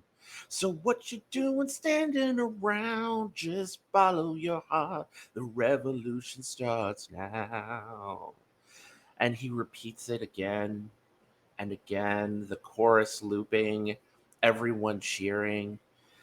And finally, he takes a deep breath and says, one more loop. "Just follow your heart. The revolution starts now." And the crowd just bursts into absolute adulation. Some people are crying, some people are laughing, everyone is clapping. And Temple leans in and he's like, "Thank you all so much. I know this was a short set. We're going to take a little half-hour break, and then we'll be back with a full show for you folks. We just wanted to get everybody warmed up." And everyone's like, "Yeah!" And people start to just kind of head off to not back into, but like to the nearby vendors, because it's like they want to stay nearby for the next show. So you see, like, a couple of booths have set up food for people and are handing out, barbecue and barbecued uh, bug meat and rice and grilled vegetables, and just sort of everyone's having their drinks refilled. There's like casks of ale, but also juice if people don't drink alcohol. There's like ice, like snow cones are also being passed around. um, and chairs like are being brought out. You see like a whole bunch of like roadies putting out like chairs and benches for people to sit on and wait uh, while Temple uh, and his band take their break. And Temple walks over and he's like, "Hey, you got a name?" To Gray. And Gray is a little bit like shaken after that, but they extend a wing and they pull themselves together and they go, "Yeah, my name's Gray. That wasn't bad. That wasn't bad." Oh yeah, yeah, yeah. I kind of dropped the ball there a little bit. If you hadn't come to save me, I mean, it would have been a complete disaster. No, no, I'm joking, man. That was some solid stuff, dude. That I haven't heard anyone lay down such a banger in a long time. Oh well, it's a really old song. I didn't write it. This uh, this guy named Steve Earle wrote it. Real Hmm. revolutionary, totally cool. Uh, Taught me the song I, when I was a war orphan. And you Okay. see like his eyes. There's a He's got like a jovial exterior, but like when he mentions that there's a pain there, like a deep troubled pain. I think Gray's still sitting on the ground, with their pole beside them, and extends a wing, and says, "Hey kid, would you help me up?" And he pulls you up. And then, as soon as Gray stands, they take um, they take the temple into their arms for a hug, um, and try to have it be a warm and tender hug, but I think Gray's kind of older and their wings are fraying, um and they give a warm hug, but they're a little bit bony, and give little pokes in there. Um Would you like to spend a token uh, oh, to make the move? Because we haven't had a ease token someone's spend pain. move. Ease someone's pain, Yeah. even if just for a little while. Yes, I would do that. I have three. I've been keeping my tokens. My I have my three Yes. tokens. So I It will. is. It is. You might be brittle, with a little hollow bones, but you can just feel like tension just leave his shoulders and just kind of ease. And he's like, Gray, you're welcome on my stage anytime. It'd be an honor to come back, man. That was some that was some shredding out there, and you were putting out a lot of beautiful emotion into that song. Thank you. Welcome. Now go on, get yourself something to eat. Somebody that plays like you obviously didn't show up alone. Yes, I'll go head over to my friends, but thank you again. It's, phenomenal. Absolutely. Oh, he like reaches in his pocket and he hands you a patch that looks like a falling star. You and your friends, you have hospitality over at my place. Just show this to the Star Guard later on. My place is behind the stage. It's a cottage that's painted like all kinds of different colors, and there's a bunch of instruments out front and whatnot. There'll be a couple of the Star Watch out there. Just show them that patch. Tell them you're with me, and you and your friends will have a place to sleep. On break, I'll make sure there's bedding set up for you guys. All right? Mm. And Gray accepts the star gratefully, and I think ruffles him on his little rat head with the feathers one last time, um, and heads down the stairs of the stage. Okay. Oh, really quickly, I wanted to use a move that all I Yes. can always do, Yep. which is uh, write down a moment that feels relevant to their project, and I think sharing an old revolutionary song and also the feelings that they felt while being in the presence of other people feels relevant to what they're working on, as well as both like on a scholarly level, but at a personal level as well. Yeah. Yeah. You're able to kind of sit on one of these benches and pull out your book and start writing. um, Everyone, this is another one of those moments where the group kind of meets up at the crossroads. At the very least, Bradamonte, from your spot above, you can see all of your friends. um, Yeah, I think she'll join them as well. Okay. Core, is there something that you want to say to Gray as they approach you? I'm going to make the move of the place raise tensions and temperature. I think as I see Gray approaching, I've just had this moment of, reflection watching these children play. And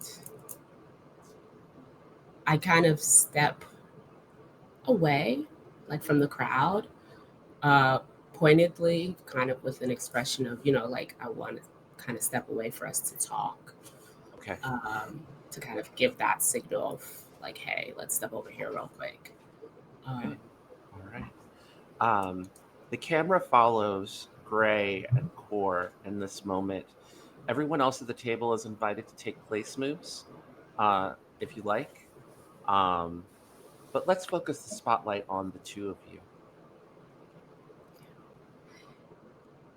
and I kind of say to Gray,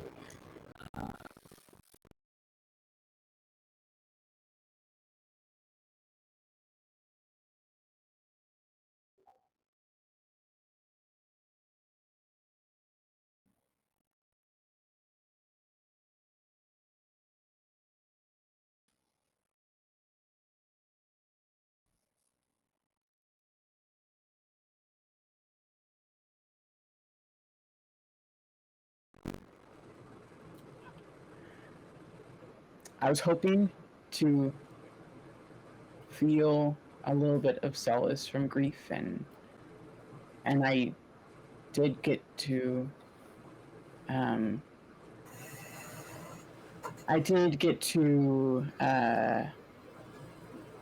see others mourn and mourn with them, but I I don't think I found the solace I was looking for. Did you find what you were looking for? Take a token for speaking your true feelings on a subject. I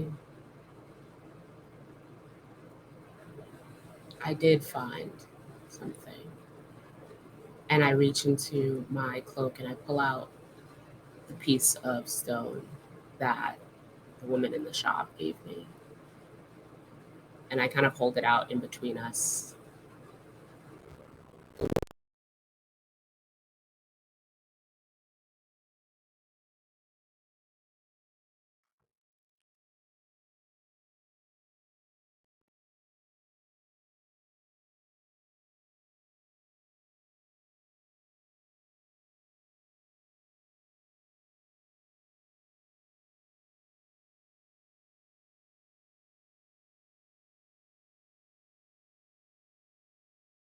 They um, didn't want to have, um, and uh, and they say yes. Okay, what did you learn? It's funny that you would ask me what I learned, because I think you know.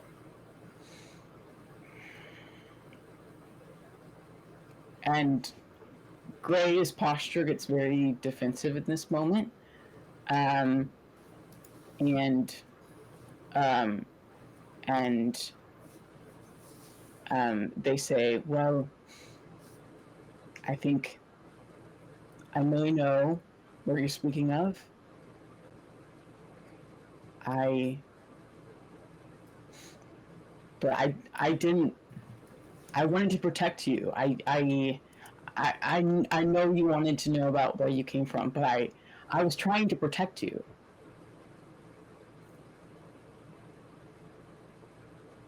Both of you take a token for speaking your true subject, your true feelings on a subject. And I think I just kind of nod in this moment and I say,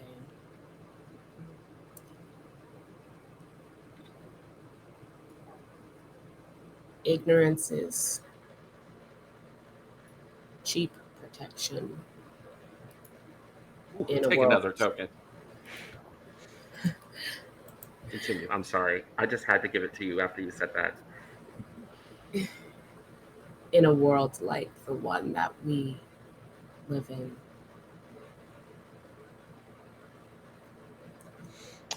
the protection you intended to give could not shield me from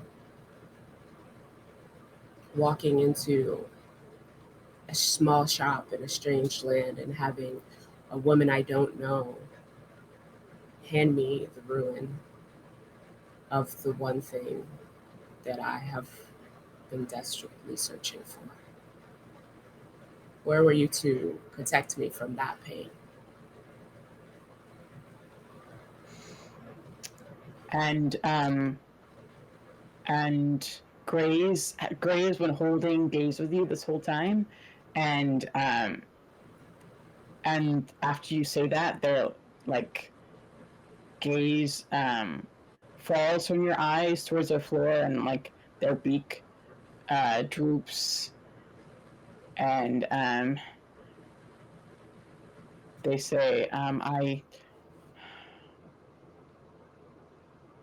you were so young, and I didn't think you could deal with it or carry that pain, and I wanted to spare you, but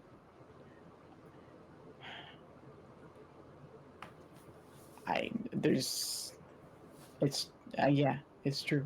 I couldn't have. It happened, and I thought maybe this day could come later, but it's here. I am young, younger than you, but still very much a man, fully grown, old enough to go to war, old enough to bear the scars. And I gesture to just uh, a scar from my temple through my left eye and down my cheek. Old enough to fight, old enough to watch people die.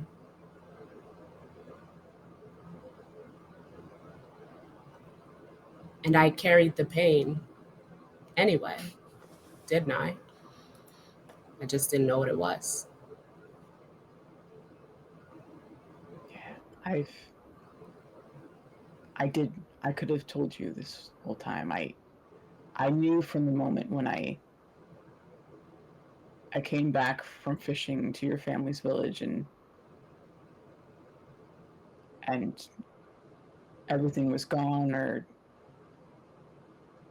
ransacked, or I everything was just destroyed when I got there, and this, yes, for all these years your home has been gone, and Did you see them?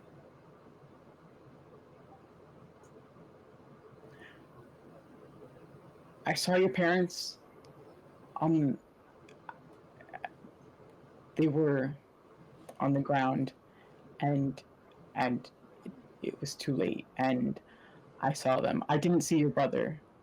um I still don't know what happened to him. But your parents are gone. And I think in this moment, you just kind of see me nod as I file that information away to be dealt with at another time. Did you bury them? Yeah, it was the last thing I did before I ran off to find you.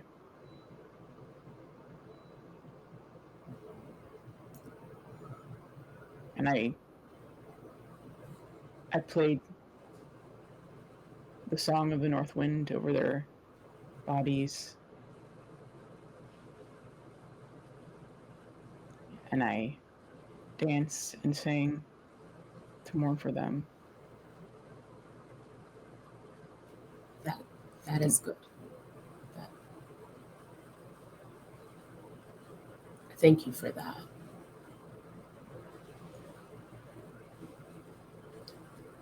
I don't have words for what I feel right now.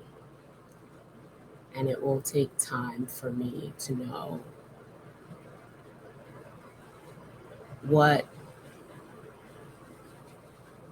comes of our friendship from this point. But I thank you for taking care of them when I could not.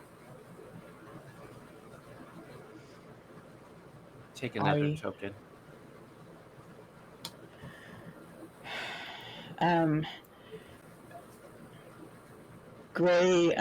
Gray's shoulders slump and um they let out a sigh um and then they straighten and they say, I understand that, and if you wish not to speak to me again or for days or for weeks or whatever the length of time, I understand. Um, and we don't have to remain friends unless you wish so. But regardless, I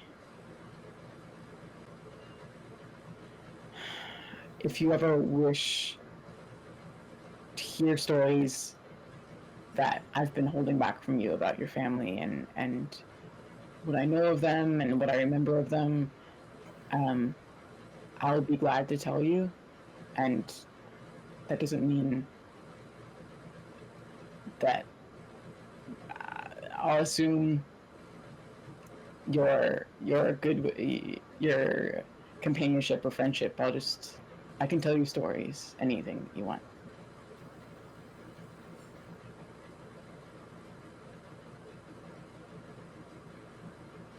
I kind of nod and I say, I've lost much already in life and more than I knew now it seems. I have no desire to turn you away. I need time. This is old for you and very new for me. I just need time.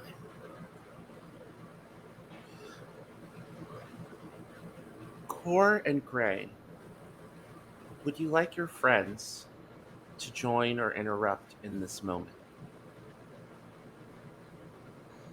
I think that it makes sense that they would kind of, come over to us if they Okay. see us talking on the side. And that would be fine. I think as everyone approaches, I kind of, Yeah. just the Yeah. conversation is ended and turn towards everyone and reconvene with them. You can all feel the vibe. I'm going to give that to the rest of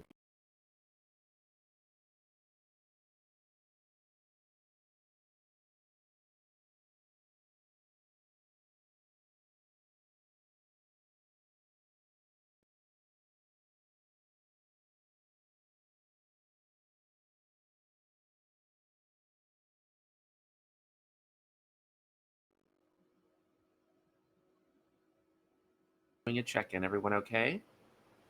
Okay. I think that Coco is just sort of wordlessly walking over behind them, knowing, sensing the vibe, like asking, is everything all right?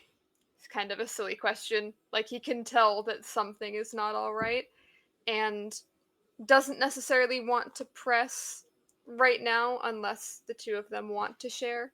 So it's gonna more of just a presence, like a knowing, like walking up behind them, so you can feel his presence there.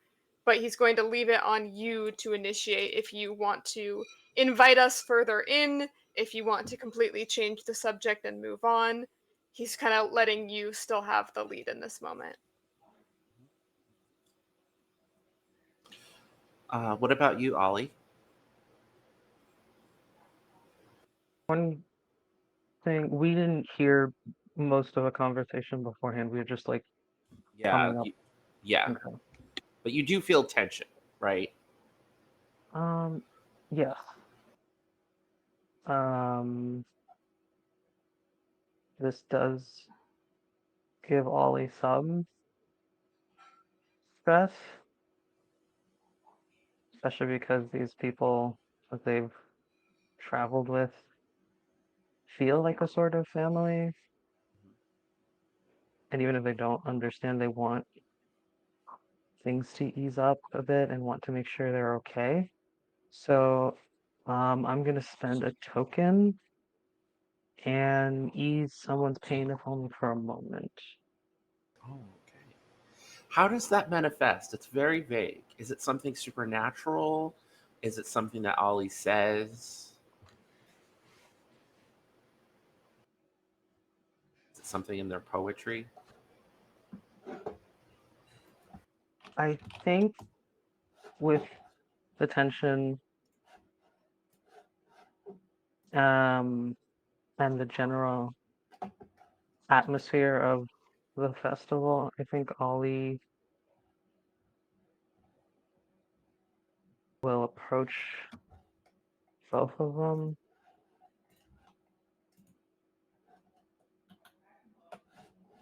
and just say, I don't really know what's going on. Um,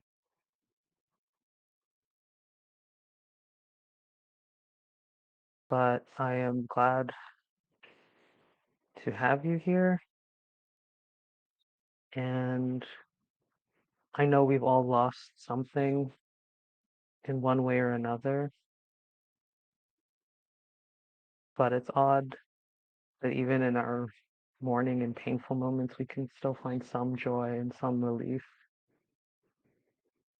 And I hope you both can find that right now. I think following up on that, as Ollie has kind of gone and introduced this moment, Coco will take another step forward and ask, um, would anyone like to take a break for a few minutes before we move on and maybe have a moment of rest after the music and the raised tensions of the crowd and the yelling? And he'll kind of, I'm imagining there, you mentioned that there was like food stands. I'm Mm-hmm. imagining There's like food stands and benches. picnic, Yeah. like benches and picnic tables and stuff. Mm-hmm. And he'll kind of gesture if anyone wants to take a seat and just kind of calm for a second.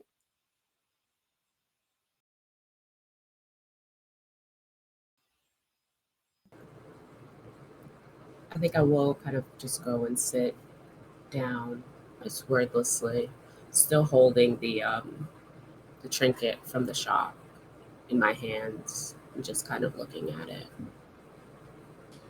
What about you, Bradamante? I think if Core is holding the trinket, Bradamante will look at it and ask, "Where where is that trinket from?"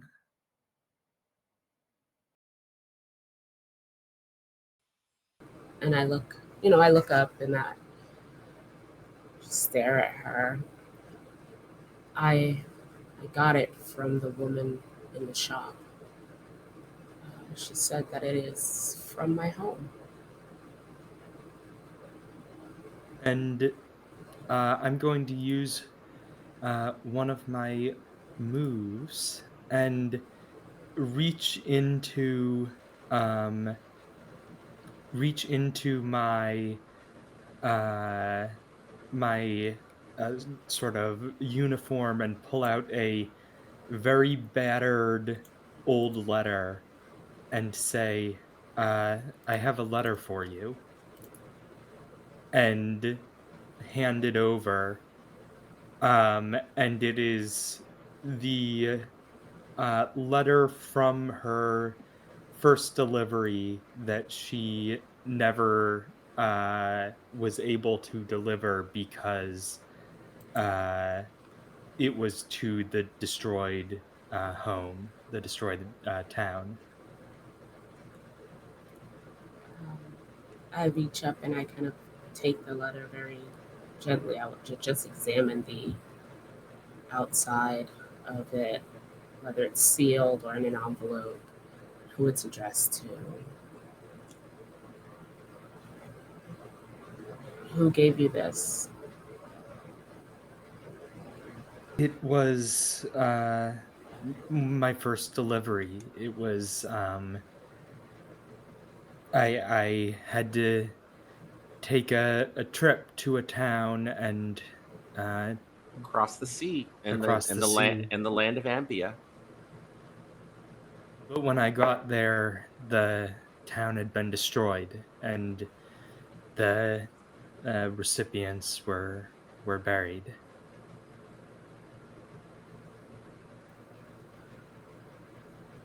And I kind of in this moment looking at this envelope and just kind of awestruck. Um, and I think I slowly open it and I read it. And can I spend a token Hmm. to ease someone's pain, if only for a moment? And Absolutely. Emrys, you can decide what the contents of the letter would be that would do that. But I'm spending a token to do that. If I And can also spend a token as this is going on just in the background, uh, I'm spending a token to pull out of my. I have a satchel that I keep gifts in that people have given me over the years, and I also keep my teapot in there. And to call it like a tea set is probably not a correct word because it is very mismatched. Like it is different cups from different places over the years Mhm. and a big teapot. So this is not he's not saying anything like he's leaving the silence of this moment, but anyone who's watching sees he's sort of starting to prepare the tea and he actually pulls out something from the bag that I don't think that you've seen, which is a little leather bag that has a symbol on the bottom of it and some rings on the bottom of it. And he opens it and pulls out some tea leaves from here that are special.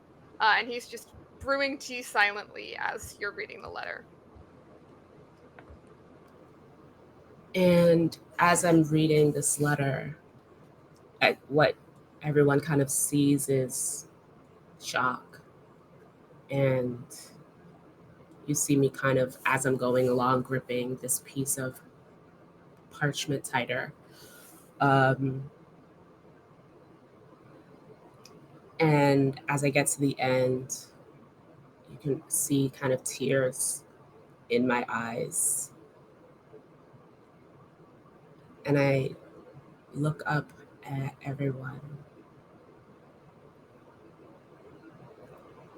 It's from my brother. He he sent it from one of our neighboring cities. It seems that he was there. He was sending it to tell us, to warn us, or to warn them about a possible incursion. I remember he went to, and as I'm kind of telling everyone, like you're watching someone remember something in real time as they're telling it. He went to meet with the council when the first of the ships with those pale invaders landed. He was hoping to form an alliance of some of our clans to fight off this invasion, and being the more diplomatic of the two of us, we decided he should go. that's where he was when I was in that last battle. He was there and I was fighting. And I guess he sent this letter to warn our parents that something was coming. There was a betrayer. Someone had been sharing information about our movements with the enemy, and he hoped to warn them in time to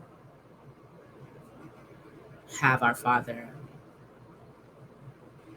muster some kind of evacuation, but I guess it arrived too late. May I add something onto that? Or, He would have had to have sent this from Hythe. The moth tenders, there are other countries in this world that have moth tenders, but not yours.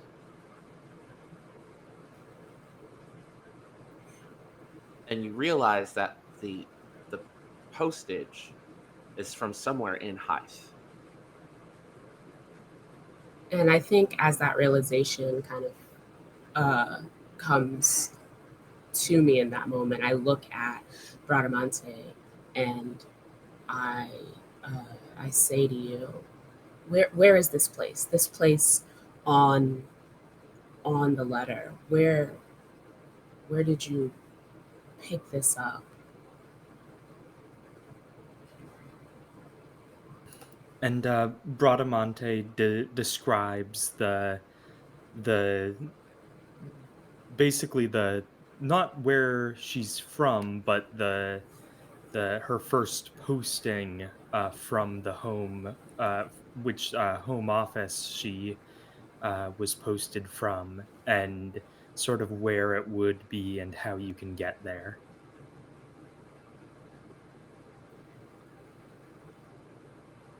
I need, and I think I look up at Gray. I need to know if he's here or there, or if he went back home, or I need to know what happened to him.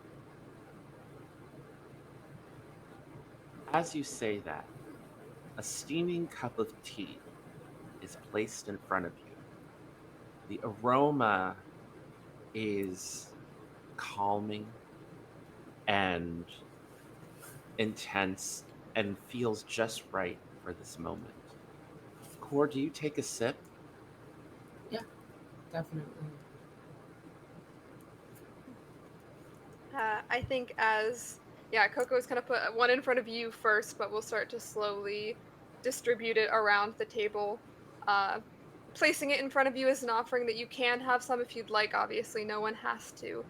And as he does, he says, "Hmm, nothing exists that can fully take away heartbreak or pain. And having lived so long as I have, I've learned that even if it did, I wouldn't want it. To feel is to be alive. Pain and joy are most often two sides of the same coin, and you cannot have one without the other, inevitably. But warmth, a sweet smell, a calming taste, these are things that allow us to rest for a moment as we move in and out of the pain of life. So, for anyone who wants, I offer a moment of rest. I think before that moment of rest settles in, I think when Core turns to Gray and says um, that, um, like, I need to find my brother, I think was the line.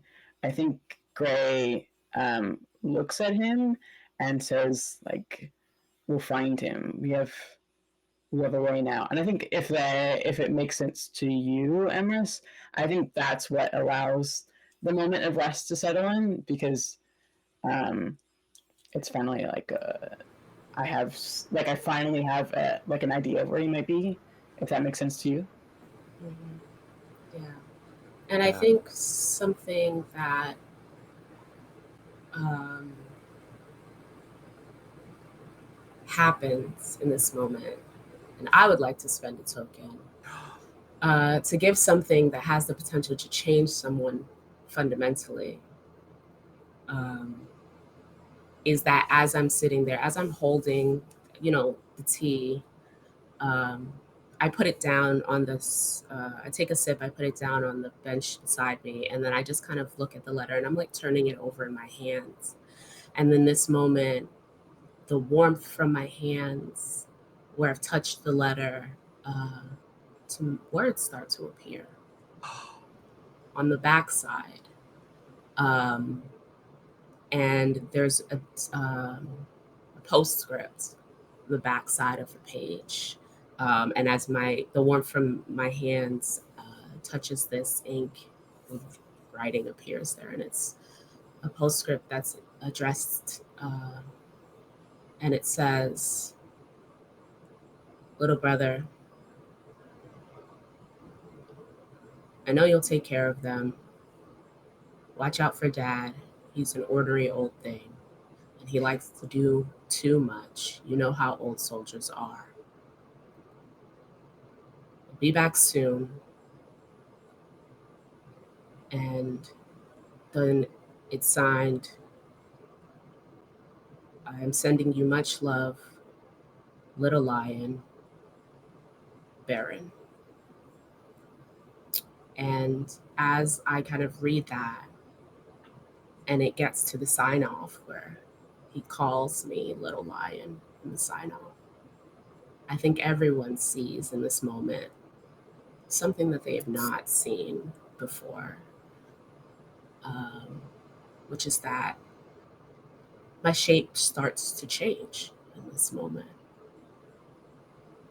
And instead of this kind of, big hulking silverback gorilla that you've all known in our travels, this is the only shape I've ever had. It just slowly melts away. The fur gets lighter and more tawny, and you watch as I transform into kind of upright, leonin uh, animal Lion person. in front of you. Oh. And the tattoos that you see, they're still there, but it's tricky to see them because they're kind of hidden in underneath all of the floof of this very large mane that I have. Um, and the scar over the eye is still there as well. And you kind of watch this change happen. This change that's occurred that I am not aware has happened because I'm still kind of really locked in emotionally with these words on this page in my brother's handwriting.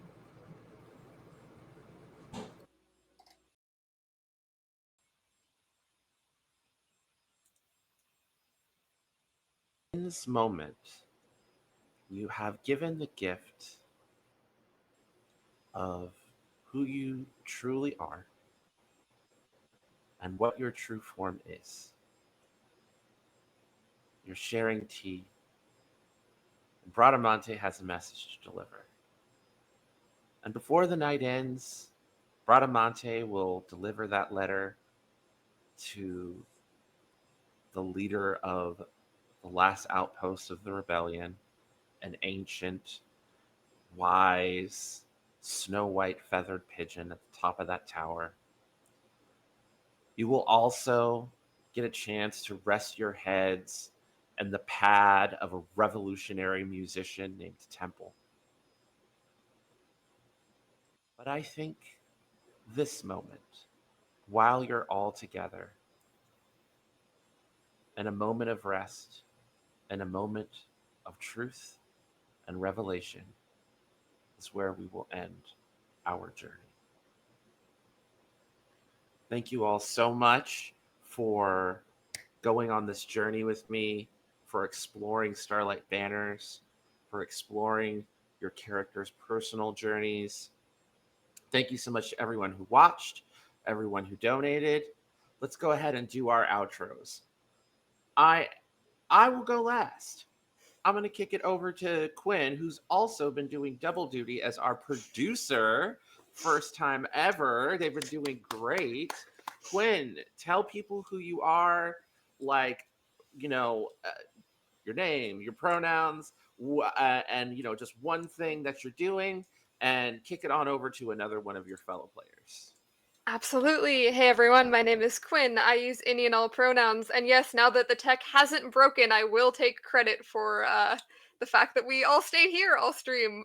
Yay! You can find me on Blue Sky and Blue Sky only at Quinn Beckham27. I am going to be back here tomorrow in the GM seat and not running the tech, so having far fewer panic attacks. Hopefully. I will be here, I believe, at 11 say a.m. Central. No, I will be here at a time. You can find it on my Blue Sky. I are we popcorning it? I'll popcorn it over to Jack again. Let's go in the same order. All right. Hi everyone, I'm Jack. I use the he pronouns. You can find me across social media with the tag claiming Hot Rod 69. That's flaming without a G, Hot Rod 69. Um, at the moment, I'm not doing any TTRPG actual plays until the 29th of this month for the Magnus Archives TTRPG. Actually, I do it with Quinn. So you'll see both of us June 29th I won't be there on the on 29th, but GeoBuddy. you should go there anyway. Oh, you won't, my bad. All right, but I'll be yeah, back June the next 29th. week, yeah. And I'm gonna pass it on to Emrys. Hello, everyone. Thanks so much for going on this very emotional journey with us. I'm like, yeah, I didn't cry. I made it through without crying. My name is Emrys again. My pronouns are they, them. You can find me out in the internet streets on Blue Sky at The Dragon Emrys. You can also find me on Tumblr at The Dragon Emrys. If you're like an old school girly and you're still on Tumblr, come read Call of Duty fanfiction with me on Tumblr. In the TTRPG streets, you can find me in Baddie Bard's awesome fairy noir campaign, Chasing Caspian. New episodes drop every Saturday during Pride Month. So I believe we just had a third episode that will be dropping tonight because today is Saturday. What is time? You can also catch me in the awesome Woke Mental Wellness podcast, Windy City Nihilism. Is a 12 Inner Demons homebrew campaign podcast. So you can find it, Woke Mental Wellness, anywhere that you listen to podcasts. And our session 0 and our first 2 episodes are out. So you can go check that out and find me out there on the internet. And I will send it over to Aaron. All right. Hi. Sorry. I'm Aaron. I am basically anywhere I want to be found. I am as Veil's Edge Games. I make tabletop RPGs, playbooks, a bunch of stuff. And I will also be back for another Pride actual play on Pantsless Tables on the 27th, playing Daggerheart. And I will pass it on to who is left. Is it just Cass? All right. I don't know if that's the right direction on the screen. Who knows? Hello, I am Kess, and I use he, and she pronouns. And I am a Kestrel Rose at some places on the internet. I mean, I lurk in Discords. Most of my socials are private. If you want to find me, Blue Sky you can't make private, so you can find me there. And I don't. This is like my second actual play, and I don't do stuff much. But if I do stuff, you'll see it. me repost it on Blue Sky. Well, I have been Okami. I have been your guide. You can find me on Blue Sky at kgokami.itch.io, which is also my itch page. I am the current steward of House of Dreams, TTRPG actual play collective that focuses on LGBT and BIPOC talent, and also people of other marginalizations as well. This has been an interlude of A Season's Oath, which is our flagship series, of which we're getting ready to do our 16th episode, which will be on Sunday at 3:30 p.m. Eastern Standard Time, or 12:30 p.m. if you're on the West Coast.